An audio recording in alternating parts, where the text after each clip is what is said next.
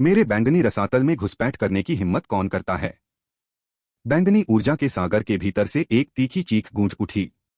बैंगनी रंग के सागर में लहरें उमड़ रही थीं। समुद्र और आकाश एक दूसरे में विलीन हो रहे थे, मानो वास्तविक होते हुए भी अवास्तविक, मानो भ्रामक होते हुए भी भ्रामक नहीं। यह एक विशाल संरचना है। यहां तक कि सिद्धार्थ भी इसके अंदर होने पर कांप उठा। सिद्धार्थ को यह महसूस हो रहा था कि बैंगनी सागर और आकाश के भीतर शक्ति के अनगिनत नियम तेज धार वाले ब्लेड में परिवर्तित हो रहे थे, जो पहले से ही चुपचाप उसकी ओर लक्षित थे।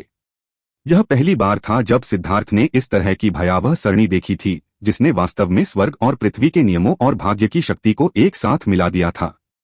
मिंडेवे संप्रदाय की बढ़ती हुई सुरक्षा पंक्ति पहले से ही भयावह थी, लेकिन इस विशाल सुरक्षा पंक्ति के सामने वह बहुत कमजोर प्रतीत हुई।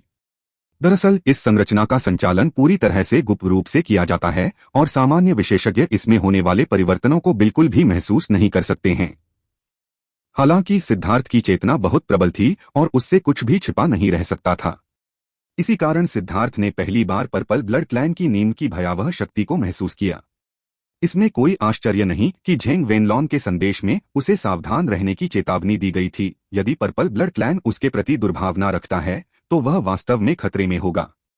सिद्धार्थ, इस सवाल के जवाब में सिद्धार्थ ने सिर्फ 2 शब्दों में जवाब दिया। जब सिद्धार्थ ने अपना परिचय दिया तो उसने तुरंत ही अपने ऊपर कई सूक्ष्म दिव्य विचारों के गुजरने का एहसास किया। धमाका! अचानक शून्य फट गया और एक चौड़ी सीढ़ी सीधी ऊपर की ओर उठती हुई सिद्धार्थ के सामने प्रकट हुई। बस जैसे ही सिद्धार्थ ने सीढ़ियों पर कदम रखा, उसके पैर के तलवे से एक बैंगनी लहर फैल गई। क्या हमें यहां भी परीक्षा देनी होगी? सिद्धार्थ ने भावहीन होकर धीरे धीरे सीढ़ियों से ऊपर जाते हुए पूछा। हालांकि सिद्धार्थ की बैंगनी रक्त कबीले के बारे में अच्छी धारणा थी, लेकिन उसकी तर्कशक्ति ने उसे बताया कि अधिकांश लंबे समय से स्थापित ताकतें भ्रष्ट होती हैं। हालांकि दोनों पर्पल ब्लड क्लैन से संबंधित हैं, लेकिन एम्परर माउंटेन है और पर्पल एबिस है। दोनों को लेकर कोई भ्रम नहीं हो सकता। अगर सिद्धार्थ पर्पल ब्लड क्लैन पर भरोसा करता है तो इसका मतलब है कि वह सम्राट पर्वत वंश के पर्पल ब्लड क्लैन पर भरोसा करता है। जी युआन के बारे में सिद्धार्थ सतर्क रहा। न तो उसने उसे अस्वीकार किया और न ही उस पर आंख बंद करके भरोसा किया। भन भन भन भन भन भन। सिद्धार्थ एक एक करके सीढ़ियां चढ़ता गया और हर कदम के साथ सीढ़ियों पर एक बैंगनी लहर दिखाई देने लगी। सीढ़ियां कांप उठीं, अलग अलग आवाजें निकलीं और बैंगनी लहरों के चारों ओर दिव्य प्रकाश के अलग अलग रंग दिखाई देने लगे। उसी समय कुछ अन्य ताकतें भी सिद्धार्थ के काम में बाधा डालने की कोशिश कर रही थीं, लेकिन दुर्भाग्यवश ये ताकतें सिद्धार्थ के काम में बिल्कुल भी बाधा नहीं डाल सकीं। इन कदमों ने सिद्धार्थ को सम्राट पर्वत पर दिव्य सीढ़ी जागरण, 72 दिव्य चोटियों, फुसफुसाते पर्वत के स्वामी और असाधारण प्रतिभा और अटूट साहस रखने वाली शिवानी की याद दिला दी। पूर्व सम्राट पर्वत पर भी जब सिद्धार्थ दिव्य सीढ़ी पर चढ़ रहा था तो उसे भी परिवार के भी तूने रोक दिया था। यदि पर्वत स्वामी किंदेयू ने हस्तक्षेप न किया होता तो सिद्धार्थ उसे वहीं मार डालता। मुझे आश्चर्य होता है कि माउंट डी का अब क्या हाल है। मेरी मां स्वयं उन शिष्यों को शिक्षा देती हैं। मुझे आश्चर्य होता है कि क्या उनके सख्त मार्गदर्शन में प्रतिभाओं की एक नई पीढ़ी उभर कर सामने आएगी। सिद्धार्थ अचानक मुस्कुराया। वह हमेशा से अपनी मां का सबसे बड़ा गौरव रहा था और उसकी मां को भी उस पर गर्व था। अपनी मां के बारे में अपनी समझ के आधार पर वह जानता था कि उसकी मां द्वारा पढ़ाए जाने वाले छात्र निश्चित रूप से खुद की तुलना उससे करेंगे। जब मैं अपनी मां के अपने शिष्यों को शिक्षा देने के दिनों को याद करता हूं, जिस छड़ी को वह सरसराहट की आवाज के साथ घुमाती थीं, तो मुझे उन शिष्यों के लिए सहानुभूति का एक तीव्र अनुभव होता है। भन भन भन भन भन भन। जैसे ही सिद्धार्थ आगे बढ़ा, उसके पैरों के नीचे लहरें झिलमिला उठीं, विभिन्न दिव्य प्रकाश आपस में गुंथ गए और विभिन्न शक्तियां अभिसरित हुईं, जिससे शून्य कांप उठा। हालांकि सिद्धार्थ की गति स्थिर बनी रही, न तो बहुत तेज और न ही बहुत धीमी, और वह पूरी तरह से अविचलित रहा। सिद्धार्थ ने स्वर्गीय ज्ञान पूर्वज के बारे में सोचा। वह पूजनीय वृद्ध व्यक्ति जिसमें अलौकिक गरिमा का आभास होता था, जिसका आध्यात्मिक क्षेत्र अथाह था। सबसे महत्वपूर्ण बात यह है कि इतना शक्तिशाली व्यक्ति हमेशा विनम्र हृदय बनाए रखता है। अपने वंशज का सामना करते समय भी उन्होंने जरा भी अहंकार नहीं दिखाया। यह बुजुर्ग व्यक्ति वास्तव में विनम्र और शालीन था। दिशान में ऐसे व्यक्ति की उपस्थिति से निश्चित रूप से कोई समस्या नहीं होगी। इसके अलावा दिव्य मेपल वृक्ष के पोषण और आध्यात्मिक जागृति के तहत दिशान वंश के बैंगनी रक्त वाले शिष्यों का भी निश्चित रूप से अच्छा हाल होगा। इसके अलावा सम्राट पर्वत में अभी भी बैंगनी स्वर्ण घंटी का मूल तत्व मौजूद है। नए युग के आगमन के साथ क्या इस रहस्यमय कलाकृति को अपनी वास्तविक भव्यता नहीं दिखानी चाहिए? धमाका। जैसे ही सिद्धार्थ ने 1000 सीढ़ियों वाली सीढ़ी पर कदम रखा, शून्य दहाड़ उठा और विस्फोट हो गया। विभिन्न नियम गर्जना करने लगे। उसके सामने का क्षेत्र विकृत हो गया और सर्वोच्च दिव्य शक्ति सुनामी की तरह सिद्धार्थ पर टूट पड़ी। यह सीढ़ी सम्राट पर्वत की दिव्य सीढ़ी के समान है, सिवाय इसके कि जीवान की सीढ़ी ने नए युग के नियमों को आत्मसात कर लिया है, जिससे यह अधिक शक्तिशाली और अधिक कठिन हो गई है। हालांकि जब गरजती हुई दिव्य शक्ति ने सिद्धार्थ पर दबाव डाला तो वह वास्तव में सिद्धार्थ के शरीर के आर पार निकल गई, जिससे शून्य में आश्चर्य की आहें उठने लगीं। हालांकि उन उद्गारों को तुरंत दबा दिया गया। स्पष्टतः शक्तिशाली हस्तियां दिव्य सीढ़ी के आसपास छिपी हुई थीं और जो कुछ भी हो रहा था उस पर नजर रख रही थीं। सिद्धार्थ द्वारा ईश्वर सम्राट की दमनकारी शक्ति की अवहेलना को देखकर गुप्त रूप से अवलोकन कर रहे शक्तिशाली व्यक्ति आश्चर्य से दंग रह गए। ये सभी लोग पर्वत द्वार के रक्षक हैं, लेकिन जीवान में पर्वत द्वार की रक्षा करने के योग्य सभी लोग नए युग के शक्तिशाली सम्राट हैं। नए युग के आगमन के साथ जी युआन ने नई पीढ़ी के प्रतिभाशाली व्यक्तियों की प्रतिभा और क्षमता का परीक्षण करने के लिए दिव्य सीढ़ी को फिर से खोल दिया। नए युग के नियमों को आत्मसात करने के बाद दिव्य सीढ़ी ने समय के साथ तालमेल बनाए रखा है और इसकी छिपी हुई क्षमताएं धीरे धीरे सामने आने लगी हैं। पर्पल ब्लड क्लैन के शक्तिशाली सदस्यों की नई पीढ़ी में भी, जिन्होंने इस नए युग के नियमों में महारत हासिल कर ली है, अभी भी कुछ ऐसे लोग हैं जो 1000 चरणों को पार नहीं कर सकते हैं। 1000 सीढ़ियों वाली सीढ़ी पर चढ़ने के बाद कठिनाई अचानक बढ़ जाती है। कई शिष्य 1000वीं सीढ़ी तक मुश्किल से पहुंचने के बाद आगे नहीं बढ़ पाते। अत्यधिक दबाव व्यक्ति के शरीर, आत्मा और इच्छा शक्ति को हर तरह से बेरहमी से कुचल देगा। यह एक बेहद कठिन सीमा है। इस सीमा को पार करने पर ही कोई व्यक्ति पर्पल ब्लड क्लैन का आंतरिक शिष्य माना जा सकता है और भविष्य में क्लैन से विशेष प्रशिक्षण प्राप्त कर सकता है। हालांकि पर्पल ब्लड क्लैन के 1/3 शिष्य यहीं फंसे हुए हैं।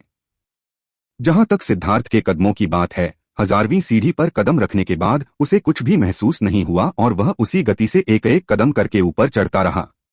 धमाका। जैसे जैसे सिद्धार्थ आगे बढ़ता गया, शून्य लगातार कांपता रहा और नियमों की शक्ति से उत्पन्न सुनामी ने उस पर लगातार हमला किया, लेकिन सिद्धार्थ अविचलित रहा। जब सिद्धार्थ ने 2000वीं सीढ़ी पर कदम रखा तो विकृत अंतरिक्ष से भयानक आकृतियां दहाड़ती हुई बाहर निकली।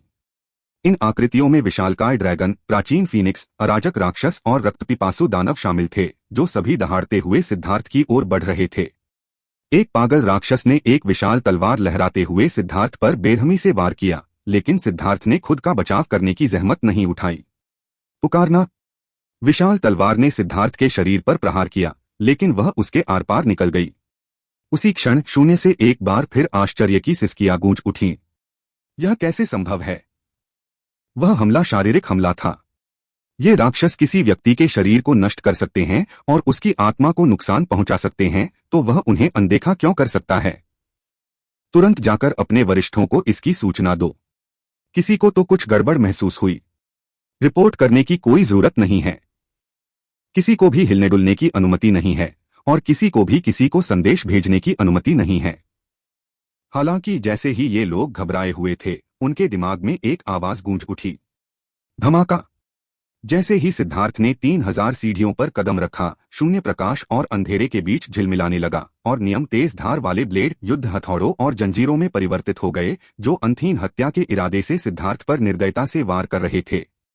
प्रत्येक हमले में एक घातक दैवीय शक्ति निहित होती है, जो लोगों के दिलों में सबसे आदिम भय को जगाती है और प्रतिरोध करने की उनकी सहज प्रवृत्ति को प्रेरित करती है।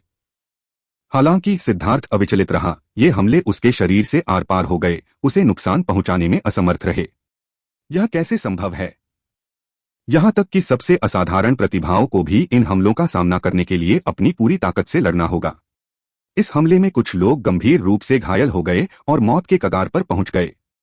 क्या ऐसा हो सकता है कि यह सब एक भ्रम हो? या अगर हम इन हमलों को नजरअंदाज कर दें तो क्या वे अस्तित्वहीन हो जाएंगे? यह बात समझ में नहीं आती। हमारे 3 मिलियन से अधिक शिष्य इस परीक्षा में भाग ले चुके हैं। क्या हमारे सभी 3 मिलियन प्रतिभाशाली लोग मूर्ख हैं? क्या उनमें से एक भी इसे समझ नहीं पाया? एक पल के लिए शून्य में छिपे हुए रक्षक स्तब्ध रह गए, क्योंकि इससे दिव्य सीढ़ी के नियमों के बारे में उनकी समझ पूरी तरह से उलट गई।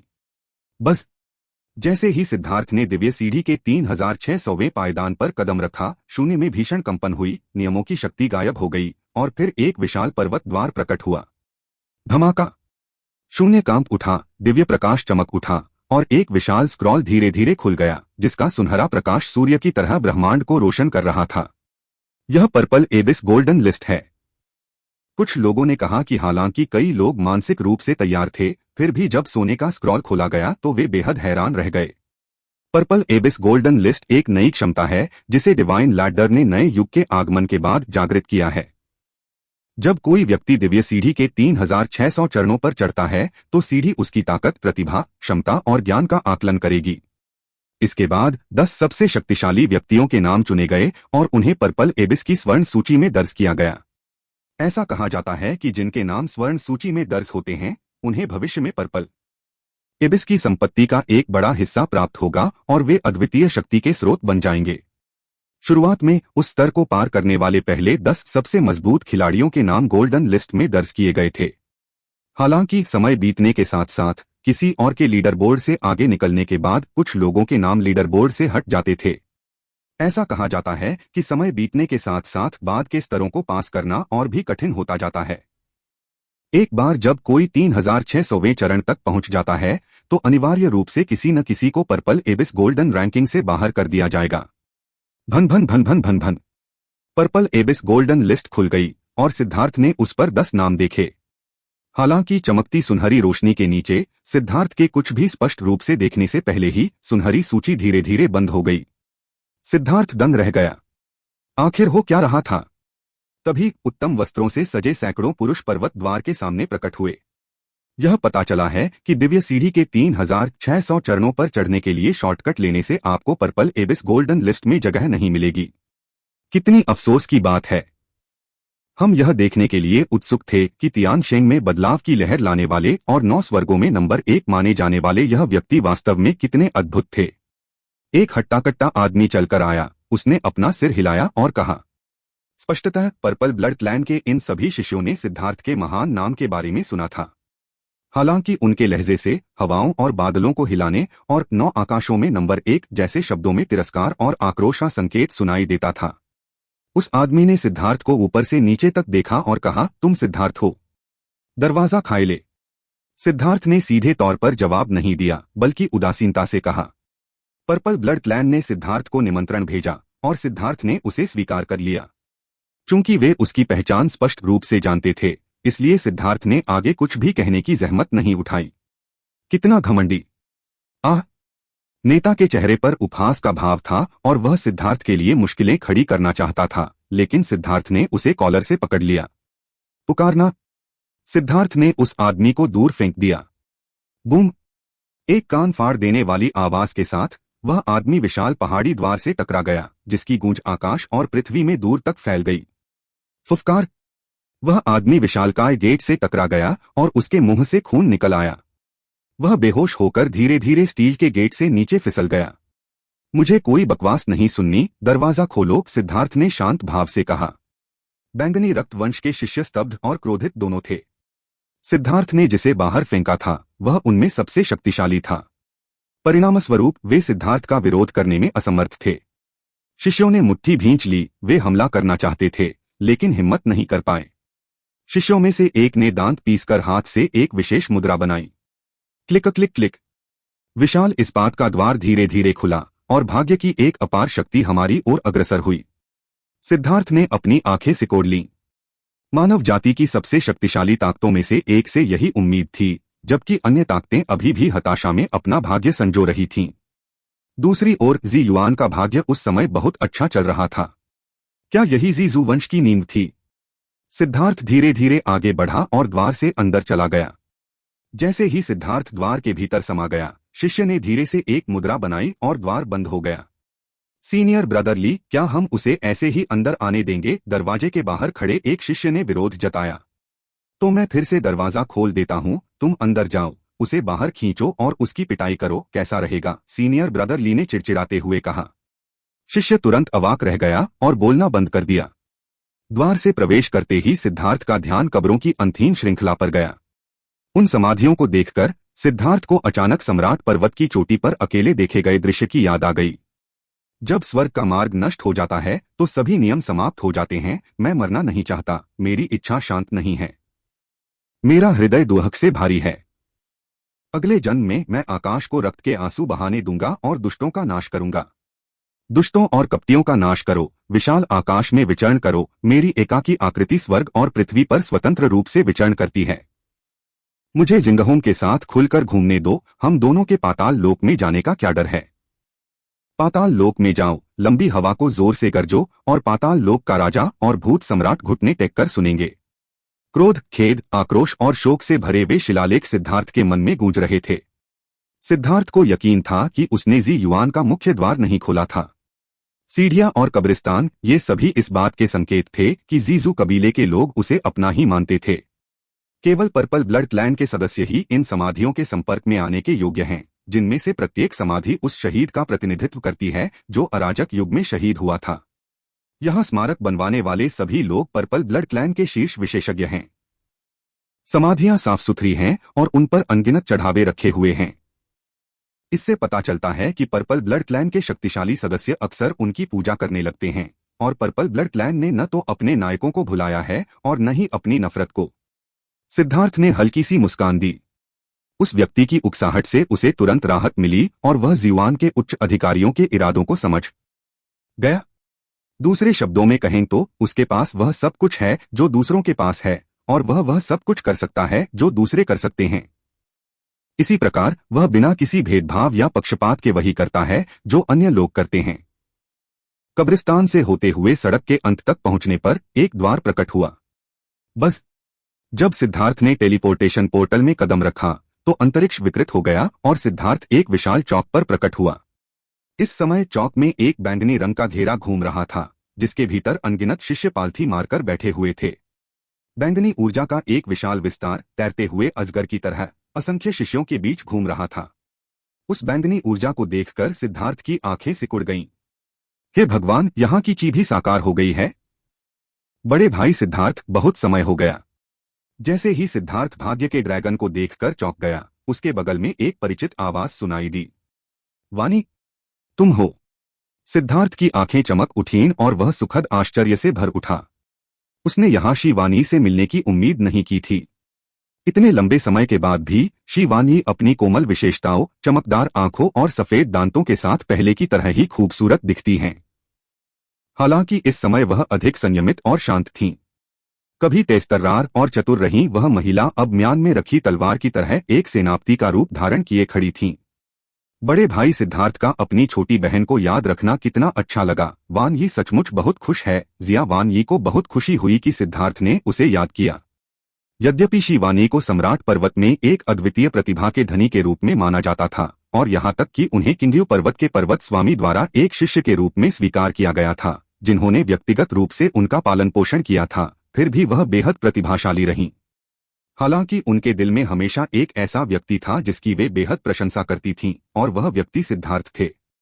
किसी कारणवश चाहे वह कितनी भी शक्तिशाली हो जाए, उसके मन में कभी भी सिद्धार्थ को पछाड़ देने का विचार नहीं आया। वह हमेशा से मानती थी कि उसका सबसे बड़ा सपना सिद्धार्थ की रफ्तार के साथ कदम मिलाकर चलना था। प्रशंसा पाना और अपना नाम याद रखा जाना अपनी संयमित प्रवृत्ति के बावजूद शिवानी को उत्साह से थोड़ा शर्माने पर मजबूर कर देता था। उसी क्षण चौक के चारों ओर मौजूद असंख्य प्रभावशाली हस्तियों ने उन दोनों को देखा, और किसी ने तुरंत आश्चर्य से कहा, हे भगवान, क्या ये सीनियर सिस्टर वानी नहीं है? यह तो पर्पल एबिस गोल्डन लिस्ट में 7वें स्थान पर है। क्या उसके जैसी कुलीन महिला को पर्पल एबिस पवेलियन में साधना नहीं करनी चाहिए? वह यहाँ क्यों है?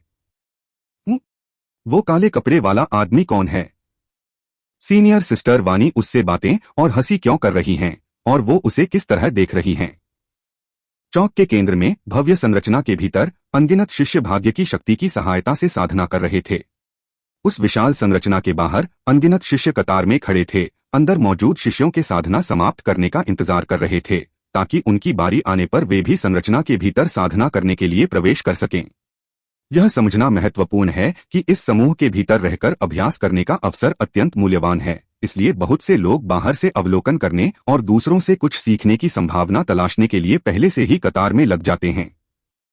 जब कतार में खड़े इन शिष्यों ने शिवानी को देखा तो वे सभी आश्चर्य से चिल्ला उठे। आखिरकार वह पर्पल एबिस गोल्डन लिस्ट में एक बड़ी हस्ती थी। उन लोगों की चीख पुकार सुनकर सिद्धार्थ को अचानक याद आया कि उसने नामों की सूची पर एक नजर डाली थी और उसे एक नाम जाना पहचाना सा लगा था। हालांकि सुनहरी सूची अचानक प्रकट हुई और उससे भी तेजी से गायब हो गई। सिद्धार्थ सिर्फ यह देखना चाहता था कि पहले स्थान पर कौन है। परिणामस्वरूप शीर्ष स्थान पर रहने वाला खिलाड़ी सूची में आने से पहले ही गायब हो गया। उस व्यक्ति की बातें सुनकर मुझे याद आया कि शिवानी का नाम वास्तव में सूची में था। बधाई हो वानी, अब तुम पर्पल एबिस गोल्डन लिस्ट में एक बड़े नाम बन गए हो। मैं यहाँ नया हूँ, इसलिए कृपया मेरा ख्याल रखना, सिद्धार्थ ने मुस्कुराते हुए कहा। सिद्धार्थ द्वारा बहन वानी कहकर संबोधित किए जाने पर शिवानी का दिल खुशी से झूम उठा। सिद्धार्थ द्वारा उसे छोटी बहन न कहने का अर्थ था कि वह उसे अपने परिवार का हिस्सा मानता है। सिद्धार्थ को यह बहादुर, समझदार और नेक लड़की बेहद पसंद थी। चूंकि दोनों की रगों में बैंगनी रक्त बहता था, इसलिए सिद्धार्थ स्वाभाविक रूप से उसे अपनी छोटी बहन मानता था। न केवल उसे बल्कि लू यानफेंग, लू जियांग, लू यिन और अन्य सभी को सिद्धार्थ अपने भाई बहनों की तरह मानता था। जब आप दूसरे व्यक्ति पर पूरी तरह से भरोसा कर लेते हैं तो रक्त संबंधों से आने वाला इस तरह का फोन एक अटूट रिश्ता स्थापित कर देता है। जिया वानी उत्साहित और थोड़ी शर्माई हुई थी। सीनियर ब्रदर सिद्धार्थ, मुझे भाई कहो, फिर मैं जीवान में बेखौफ घूम सकता हूँ, सिद्धार्थ ने सुधार करते हुए कहा। जिया वानी बेहद खुश हुई और बोली, भाई? क्यों? सिद्धार्थ सहमत हो गई। उसे अपनी छोटी बहन पर बहुत गर्व महसूस हो रहा था। दुर्भाग्यवश जीवानी एक पुरुष नहीं है और बैंगनी रक्त कबीले को नहीं छोड़ सकती, अन्यथा सिद्धार्थ निश्चित रूप से उसे अपने साथ ले आता और उसे ड्रैगन ब्लड लीजन में एकीकृत कर लेता। यदि सिद्धार्थ ने शिवानी को ले जाने की हिम्मत की तो दूसरों की तो बात ही छोड़िए, किंगयू पर्वत का स्वामी निश्चित रूप से सिद्धार्थ से मृत्यु तक युद्ध करेगा। जिया वानी ने मीठी मुस्कान के साथ कहा, भाई युआन स्वामी ने मुझे आपको लेने भेजा है। चलिए मैं आपको हमारे जीवान का भ्रमण कराती हूँ। जिये वानी को सिद्धार्थ को अपना भाई पाकर बेहद खुशी हुई। 9 स्वर्गों में सर्वोपरि और उसका सबसे प्रिय आदर्श उसका भाई था। इससे अधिक गर्व की बात और क्या हो सकती है। अच्छा, वैसे आप जीवान कैसे पहुंचे? सम्राट पर्वत पर सब कैसा चल रहा है? दोनों साथ साथ चलते हुए सिद्धार्थ ने पूछा। जिया वानी की व्याख्या सुनकर सिद्धार्थ कुछ हद तक आश्चर्यचकित रह गया। पता चला कि जब नया युग आया तो डी शान और जी युआन ने chaos artifact purple gold bell की शक्ति का उपयोग करके एक टेलीपोर्टेशन चैनल का निर्माण किया। हालांकि इस तरह की अंतरस्वर्गीय टेलीपोर्टेशन बेहद खर्चीली होती है, इसलिए दोनों पक्षों ने तुरंत एक दूसरे के 10 उत्कृष्ट शिष्यों को आदान प्रदान के रूप में टेलीपोर्ट कर दिया। जिया वानी इन 10 शिष्यों में से एक थीं और उन्होंने उम्मीदों पर खरा उतरते हुए दिव्य सीढ़ी को पार किया और सीधे बैंगनी रसातल की स्वर्ण सूची में प्रवेश किया, जिसमें उनका स्थान 7वां था। जिया वानी के वृत्तांत के अनुसार सम्राट पर्वत में प्रवेश करने के बाद उन्हें किंगयू पर्वत के स्वामी से निर्देश और स्वर्गीय गैंग पूर्वज से मार्गदर्शन प्राप्त हुआ, जिससे उन्होंने तीव्र प्रगति की। इसके अलावा सम्राट पर्वत में कई गुप्त क्षेत्र हैं और उसने बहुत सारे संसाधन प्राप्त किए हैं, जिससे उसकी शक्ति में काफी वृद्धि हुई है। सम्राट पर्वत में नई पीढ़ी के प्रतिभाशाली लोगों में वह समग्र शक्ति में तीसरे स्थान पर है। हालांकि उनके रहस्यमय बयान के अनुसार उन्हें वास्तव में नंबर 1 होना चाहिए था, लेकिन उन्होंने जानबूझकर अपनी क्षमताओं को छिपाया और उस नंबर 1 स्थान के लिए प्रतिस्पर्धा नहीं करना चाहती थीं। पर्पल एबिस डिवाइन लैडर पर अपनी प्रतिभा को छिपाने का कोई तरीका नहीं है, लेकिन यहाँ वह केवल 7वें स्थान पर ही रह सकती है। इससे पता चलता है कि सम्राट पर्वत के शिष्यों की नई पीढ़ी की ताकत अभी भी जी युआन की ताकत से कुछ अलग है। सिद्धार्थ ने सिर हिलाया। अराजकता लोक में साधना का वातावरण सम्राट पर्वत की तुलना में कहीं बेहतर था। इसके अलावा सिद्धार्थ ने यह भी पता लगाया कि पर्पल ब्लड क्लैन के शिष्य तियानशिंग डिवाइन कॉन्टिनेंट में अन्य शक्तियों के शिष्यों से अलग थे। ये ग्रीन हाउस में उगाए गए फूल नहीं हैं, वर्षों से आरामदायक वातावरण के कारण ये खराब नहीं हुए हैं। दूसरे शब्दों में कहें तो पर्पल ब्लड क्लैन इन सभी वर्षों में लो प्रोफाइल बनाए हुए है और उसने बंद दरवाजों के पीछे अपनी कोई रणनीति विकसित नहीं की है। दोनों रास्ते भर चलते चलते बातें करते रहे। सम्राट पर्वत के विषय पर बातचीत समाप्त होने के बाद शिवानी ने जीवान का परिचय सिद्धार्थ से कराया। उनके शब्दों में जीवान के पक्ष के शिष्य अपनी उग्र मार्शल आर्ट शैली के लिए जाने जाते हैं और उनके बीच के संघर्ष मूल रूप से ताकत के बल पर हल किए जाते हैं। यदि किसी को कोई नुकसान होता है तो वे आमतौर पर इसे सहन कर लेते हैं और उच्च अधिकारियों से शिकायत नहीं करते हैं। यहाँ के लोग अपनी प्रतिष्ठा को बहुत महत्व देते हैं। अगर वे शिकायत करते हैं या बड़ों से मदद मांगते हैं तो उन्हें केवल नीची नजरों से देखा जाएगा। इसके अलावा जिवान के इलाके में कानून सख्त नहीं है और कभी कभी शिकायत दर्ज कराने के बाद भी आपको न्याय नहीं मिल पाता है। इसलिए जब तक ये झगड़े हद से ज्यादा नहीं बढ़ते तब तक उच्च अधिकारी शिष्यों के बीच इन विवादों पर ध्यान नहीं देते। जियावानी ने सिद्धार्थ को पहचान चिन्ह प्राप्त करने के लिए साथ ले गई और बातचीत के दौरान जी युआन की सामान्य स्थिति के बारे में बताया। आंतरिक और बाहरी संप्रदायों का परिचय देने के बाद वे सिद्धार्थ को जी युआन के मुख्य क्षेत्र जी युआन खजाना मंडप में ले गए। हालांकि जी युआन मंडप में 9 मंजिलें हैं और यह पहली मंजिल से 9वीं मंजिल तक जमीन में फैला हुआ है। यह स्थान केवल मुख्य शिष्यों के लिए ही सुलभ है और मुख्य शिष्यों की परीक्षा ली जाती है। पर्पल एबिस गोल्डन लिस्ट में एक शक्तिशाली हस्ती होने के नाते जीवानी को पर्पल एबिस ट्रेजर पवेलियन में एक व्यक्ति को लाने का विशेषाधिकार प्राप्त है। बस पर्पल एबिस पवेलियन की पहली मंजिल में प्रवेश करते ही सिद्धार्थ ने पाया कि यह वास्तव में एक छोटी सी दुनिया थी। जैसे ही दोनों ने इस छोटी सी दुनिया में कदम रखा उन्होंने तुरंत कई लोगों का ध्यान आकर्षित कर लिया। वानी, यह व्यक्ति कौन है? तभी ईर्ष्या से भरी एक स्पष्ट आवाज सुनाई दी। सिद्धार्थ ने आवाज की दिशा में देखा और उसे गोरे रंग का एक लंबा पतला आदमी आता हुआ दिखाई दिया। हालांकि उस व्यक्ति ने शांत दिखने की पूरी कोशिश की, लेकिन उसकी आंखों में तनाव और गुस्सा साफ झलक रहा था। वह व्यक्ति और उसके शिष्यों का एक समूह अभी अभी यहाँ पहुंचा था, लेकिन उन्होंने एक ही मार्ग नहीं लिया था और संयोगवश वे यहाँ एक दूसरे से टकरा गए। उस सुंदर व्यक्ति के पीछे 1 दर्जन से अधिक युवा शिष्य चल रहे थे, जिनमें लड़के और लड़कियां दोनों शामिल थे, जिनमें से प्रत्येक में एक शक्तिशाली आभा, नियमों की गहरी समझ और जबरदस्त ताकत थी। जब इन लोगों ने शिवानी को काले वस्त्र पहने एक व्यक्ति के साथ जीवान मंडप में प्रवेश करते देखा तो वे सभी स्तब्ध रह गए। जियावानी बैंगनी रक्त वंश की प्रिय हैं। जीवान में आए हुए उन्हें अभी कुछ ही समय हुआ है, लेकिन उन्हें पहले ही जीवान की 4 देवियों में से एक के रूप में सूचीबद्ध किया जा चुका है। लुओ डोंगचेंग नाम का यह आकर्षक व्यक्ति जीवान गोल्डन लिस्ट में भी एक प्रभावशाली व्यक्ति है और वह तीसरे स्थान पर है। लेकिन लुओ डोंगचेंग शिवानी का सबसे बड़ा प्रेमी था। शिवानी के जीवान पहुंचने के क्षण से ही उसने निडर होकर उसके प्रति अपने प्रेम का इजहार किया। उस समय जीवानी ने अभी तक डिवाइन लैडर मूल्यांकन में भाग नहीं लिया था और न ही उनका नाम पर्पल एबिस गोल्डन लिस्ट में शामिल था। मामला शांत होने से पहले उन्हें लॉर्ड युआन द्वारा तलब किया गया और कड़ी फटकार भी लगाई गई। फटकार मिलने के बावजूद लुओ डोंगचेंग ने शिवानी का पीछा करना जारी रखा, लेकिन इस बार उसने अन्य दूल्हों के खिलाफ हिंसा का सहारा नहीं लिया। कई प्रस्ताव मिलने के बावजूद शिवानी ने कहा कि वह आध्यात्मिक साधना के प्रति समर्पित हैं और फिलहाल रोमांटिक रिश्तों पर विचार नहीं कर रही हैं।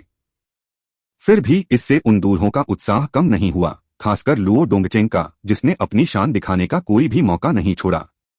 हालांकि शिवानी आमतौर पर सभी पुरुषों से एक निश्चित दूरी बनाए रखती है, लेकिन आज शिवानी अपने चेहरे पर प्यारी सी मुस्कान लिए सिद्धार्थ के बगल में खड़ी थी और उसकी स्नेहपूर्ण निगाहें कुछ ऐसी थीं जो पहले किसी ने नहीं देखी थीं। वाह, तुम्हारा प्रेमी! सिद्धार्थ ने लुओ डोंगचेंग को देखा और हंसे बिना नहीं रह सकी। वास्तव में शिवानी की उत्कृष्टता किसी भी ऐसे व्यक्ति के लिए स्पष्ट है जो अंधा नहीं है। जियावानी सुंदर और दयालु हृदय वाली हैं, जिनका व्यक्तित्व सौम्य और आकर्षक है। वे असाधारण रूप से प्रतिभाशाली हैं, लेकिन विनम्र और संयमित स्वभाव की हैं। वे एक सच्ची गुणी पत्नी और स्नेही मां बनने के लिए ही जन्मी हैं। जो भी उनसे विवाह करेगा वह अत्यंत भाग्यशाली होगा। तुम कौन हो? लुओ डोंगचेंग ने गहरी सांस ली और कम उत्तेजित दिखने की पूरी कोशिश की। अचानक शिवानी की आंखों में एक शरारती चमक दिखाई दी और उसने अपना कोमल हाथ बढ़ाकर सिद्धार्थ की बाह पकड़ ली। आप अनुमान लगाएं। जियावानी की हरकत से लुओ डोंगचेंग का सिर चकरा गया और उसे चक्कर आने लगा, वह लगभग गिर ही गया। वरिष्ठ भाई डोंगचेंग! लुओ डोंगचेंग के आसपास मौजूद लोग आश्चर्य से हांफने लगे और जल्दी से उसे उठने में मदद की। तुझे में? लुओ डोंगचेंग का पूरा शरीर कांप रहा था। उसने कांपते हुए हाथ से सिद्धार्थ की ओर इशारा किया। उसकी ताकत इतनी कमजोर है और उसका प्रभाव इतना धुंधला है, आप उसमें वास्तव में क्या देखते हैं? क्या सिर्फ उसका चेहरा ही दिखता है? लुओ डोंगचेंग इतना दुखी था कि वह लगभग रोने ही वाला था। उसकी आवाज सिसकियों से भर गई थी। वह जीवान गोल्डन लिस्ट में तीसरे स्थान पर रहने वाला एक प्रतिभाशाली व्यक्ति था और उसे समझ नहीं आ रहा था कि उसने कहाँ हार मान ली है। आखिरकार उसके चेहरे को छोड़कर सिद्धार्थ हर तरह से इतना साधारण लग रहा था कि उसे लगा जैसे उसका दिल टूट जाएगा। वरिष्ठ भाई डोंगचेंग, आपने अभी अभी क्यूई फ्यूजन ब्लड फ्यूजन पूरा किया है, आपको ज्यादा उत्साहित नहीं होना चाहिए, एक महिला शिष्या ने जल्दी से कहा। लुओ डोंगचेंग ने गहरी सांस ली। ऐसा लग रहा था जैसे वह किसी को निगल जाने वाला हो और वह सिद्धार्थ को कुछ कठोर शब्द कहना चाहता था, लेकिन जब उसने अपने बगल में शिवानी को देखा तो वह एक शब्द भी नहीं कह सका और सबके साथ जाने के लिए मुड़ गया। तुम तो बहुत शरारती हो, सिद्धार्थ ने अपने बगल में मुस्कुरा रही शिवानी की ओर आंखें घुमाईं। कहे बस मजाक कर रही थी, जीवानी खिलखिलाकर हंस पड़ी, उसे पहली बार मस्ती करने में मजा आ रहा था। अगर तुम उसे पसंद करती हो तो जानबूझकर उसे क्यों चिढ़ाती हो, सिद्धार्थ ने हैरानी से पूछा। मैं? भाई बकवास मत करो। जीवानी तुरंत शर्म से लाल हो गई।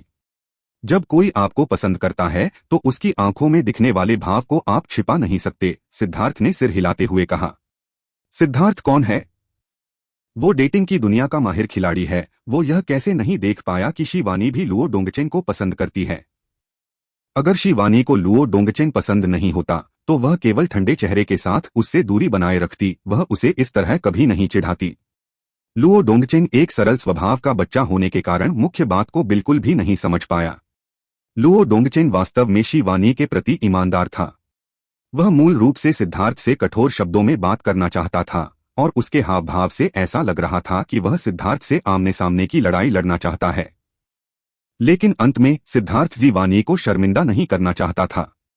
उसे उम्मीद नहीं थी कि जीवानी का भी एक बुरा पक्ष होगा। भला कोई उसके जैसी ईमानदार बच्ची को क्यों परेशान करेगा।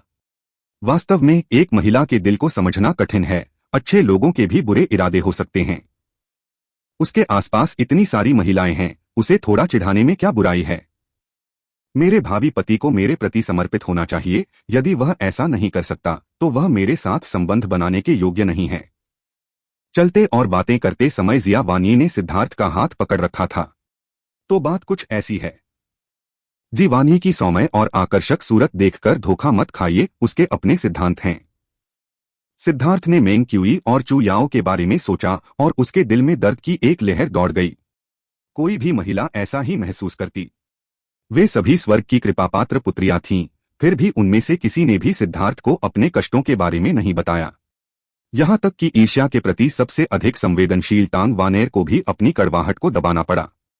उसे लगा कि उनके पति को अनगिनत जन्मों तक बोझ ढोने वाले जानवर की तरह रहना होगा ताकि वह उनका कर्ज चुका सके। सिद्धार्थ को चुप देखकर शिवानी को तुरंत एहसास हुआ कि उसने गलत बात कह दी है और उसने जल्दी से कहा, भाई तुम सबसे अलग हो, तुम बहुत ही असाधारण हो। तुम्हारी पत्नियां तुम्हें अपना विश्वास पात्र पाकर बहुत खुश हैं। सिद्धार्थ ने हाथ बढ़ाकर शिवानी के बालों को सहलाया और मुस्कुराई। चलो चलते हैं, मुझे जी युआन की शक्ति की गहराई दिखाओ।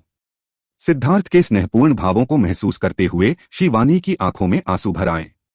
सिद्धार्थ के हाव भाव और आंखों से वह समझ गई कि वह सचमुच उसे अपनी छोटी बहन की तरह मानता है।